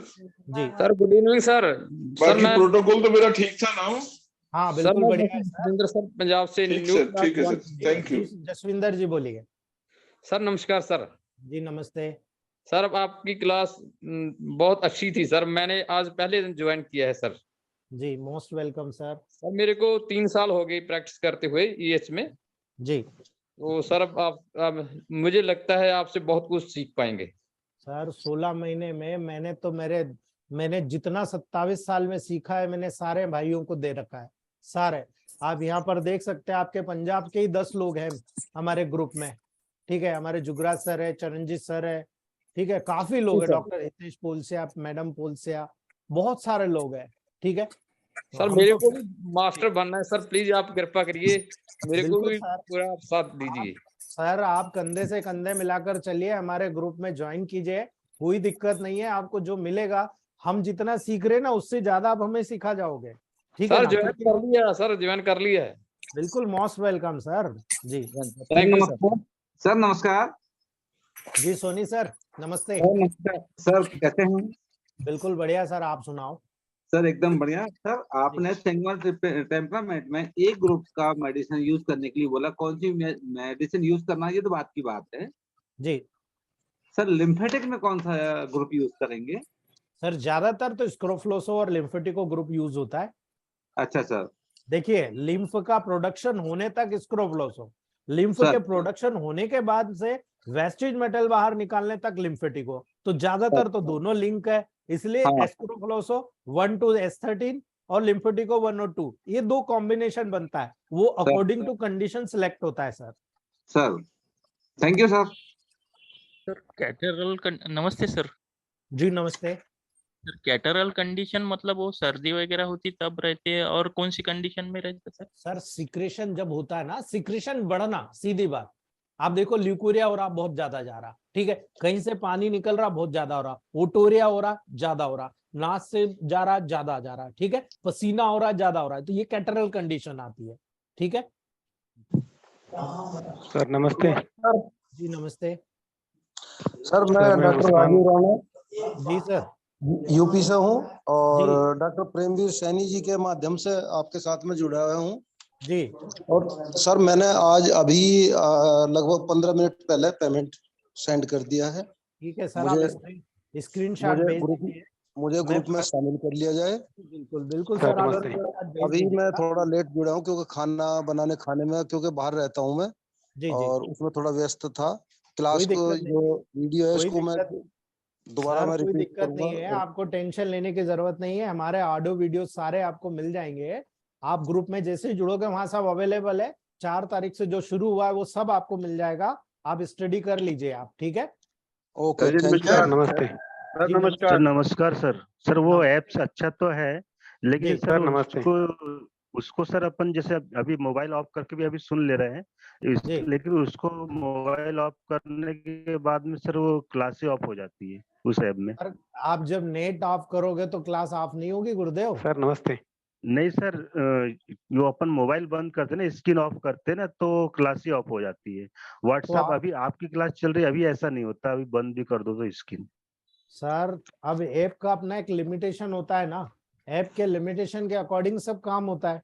अब ये ऐसी है कि लाइफ में जब तक जिंदा हूं, जब तक वहां की कोई चीजें आपको इधर की उधर नहीं होगी, और बहुत सारी चीजें जो भी मैं जैसे फ्री होऊंगा सेमिनार से, आप देखो डेली एक लेक्चर उस पर एक्स्ट्रा डलेगा, जो वहां पर एक फ्री कंटेंट वाला आपने देखा ना, 1 रुपए वाला।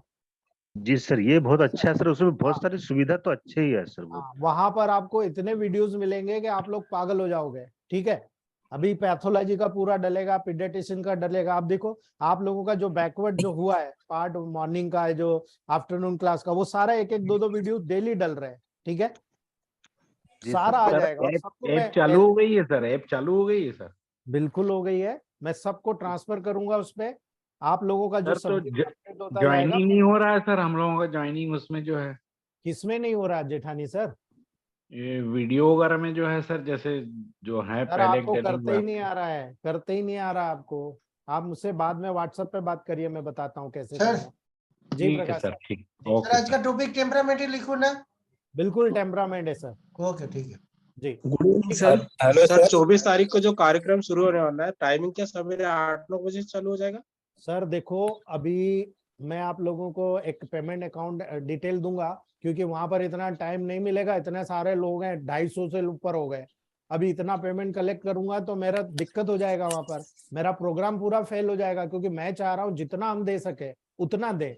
तो वहां पर ये मान के चलो आपकी मॉर्निंग 9 o'clock से आपका काम शुरू हो जाएगा, 10 बजे से काम शुरू हो जाएगा। ठीक है, पेमेंट क्या सर? जी पेमेंट का ऑनलाइन करना है ना सबको? हाँ, मैं आपको अभी अकाउंट नंबर डाल दूंगा, तो आप अपन ग्रुप में डाल देंगे जिसको डालना है, क्योंकि बाद में वहां पर बहुत प्रॉब्लम आएगी, क्योंकि कुछ लोग 23 को सुबह आ रहे हैं, कुछ लोग 21 को ही आ रहे हैं, कुछ लोग 25 को आ रहे हैं, मतलब 24 को 11 बजे तक आ रहे हैं। तो ऐसे में प्रोग्राम शुरू होगा वहां पर तो बहुत गजबज हो जाएगी, वो काम सर सबके लिए सुविधा हो जाएगी, पेमेंट ऑनलाइन कर देंगे ना, वहाँ टाइम वेस्ट नहीं होगा उसका। सर मेरे खास तो मैं ही करवा रहा हूँ, तो मुझे बहुत दिक्कत आएगी। अभी मैं वहां करवाऊंगा कि इनसे कुछ कैसे किसको सीटिंग करूंगा, ये उधर उलझ रहा है, इधर उलझ रहा है, वहां काम कुछ नहीं। वहां केवल और केवल खाओ पियो और बिल्कुल टाइम टेबल से वहां पर जितना आप ले सकते हो वो लो, ठीक है। वहां पर इतना मतलब चेंजेस नजर आने वाला, आपको बहुत चेंजेस नजर आने वाला, ठीक है। सर कहाँ पे होगा ये? सर क्लास कितना बजे होगी सर? मनीष जी, सबका पेमेंट आ जाए कंप्लीट। जी वर्मा सर जी। मैं ये कह रहा था सभी लोगों से हम ग्रुप में डाल देते हैं, जी। अकोमोडेशन आप तभी बुक कर पाएंगे यदि बैलेंस पेमेंट आपके पास पूरी आ जाएगी, जी ठीक है ना जी। तो वो एक मैसेज जैन साहब से कह के सारे ग्रुप में डलवा देते हैं, ठीक है सर। तो मतलब 19-20 से पहले सबका पेमेंट आ जाए, 19-20 से पहले। 19 नहीं 15, आप 15 से पहले करिए सो दैट सर ये भी अच्छा है, अच्छी बात है। 15 से पहले करिए मनीष सर, सो दैट आपके पास क्लियर हो तो आप उन्हीं लोगों की बुकिंग कर पाएंगे अकोमोडेशन की। ठीक है सर। ठीक है ना जी। कितने देर का प्रोग्राम है सर? जी सर कितने देर का प्रोग्राम है ये? सर 3 days का है, 24, 25 सर और 24 तारीख को जब क्लास होगी सर, वो कितने बजे से स्टार्ट होगी मॉर्निंग में क्लास? कहाँ पे सर? ये कसराबाद में सर। सर जो आपका सुबह सेमिनार 9 बजे शुरू होगा सर और रात को 8 बजे तक चलेगा। उसका शेड्यूल ये है, फर्स्ट डे में हार्ट पे लेक्चर है 1 बजे तक, 1 बजे से 2 बजे तक खाने का टाइम है, 2 बजे से पूरा इलेक्ट्रोमोपैथ का जो फिलॉसफी है वो बताऊंगा, जेनेटिक्स की, और उसके बाद में शुरू करेंगे सिस्टम्स।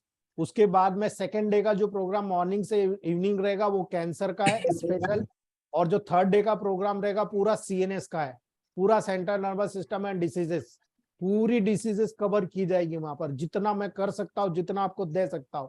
फर्स्ट डायग्नोसिस, इंजेक्शन बनाना लाइव डायरेक्ट लगाना सिखाऊंगा, कैसे हाई पोटेंसी के इंजेक्शन बनाए जाते हैं वो बताऊंगा, लो पोटेंसी के इंजेक्शन कैसे बनाते हैं वो बताऊंगा, साथ में बहुत सारी चीजें पैथोलॉजिकल लिंक बताऊंगा कैसे कैसे जनरेट करते हैं हम लोग, ठीक है जी।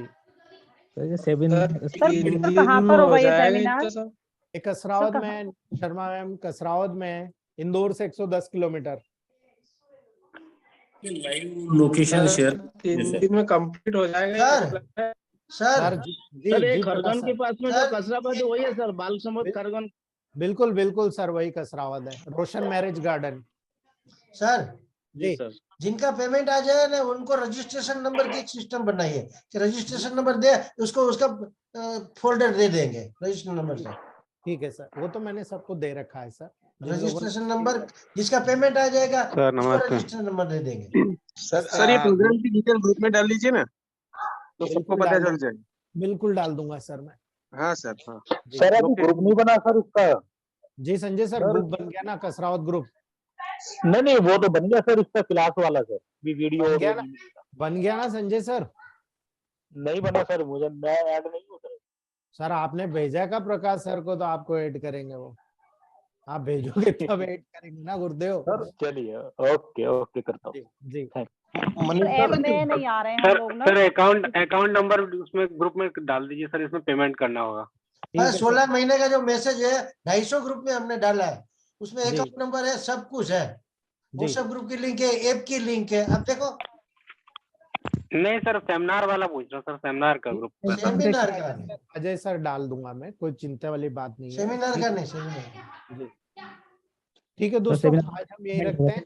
Okay good night good night sir, good night good night sir, good night. Good night sir. Thank you so much.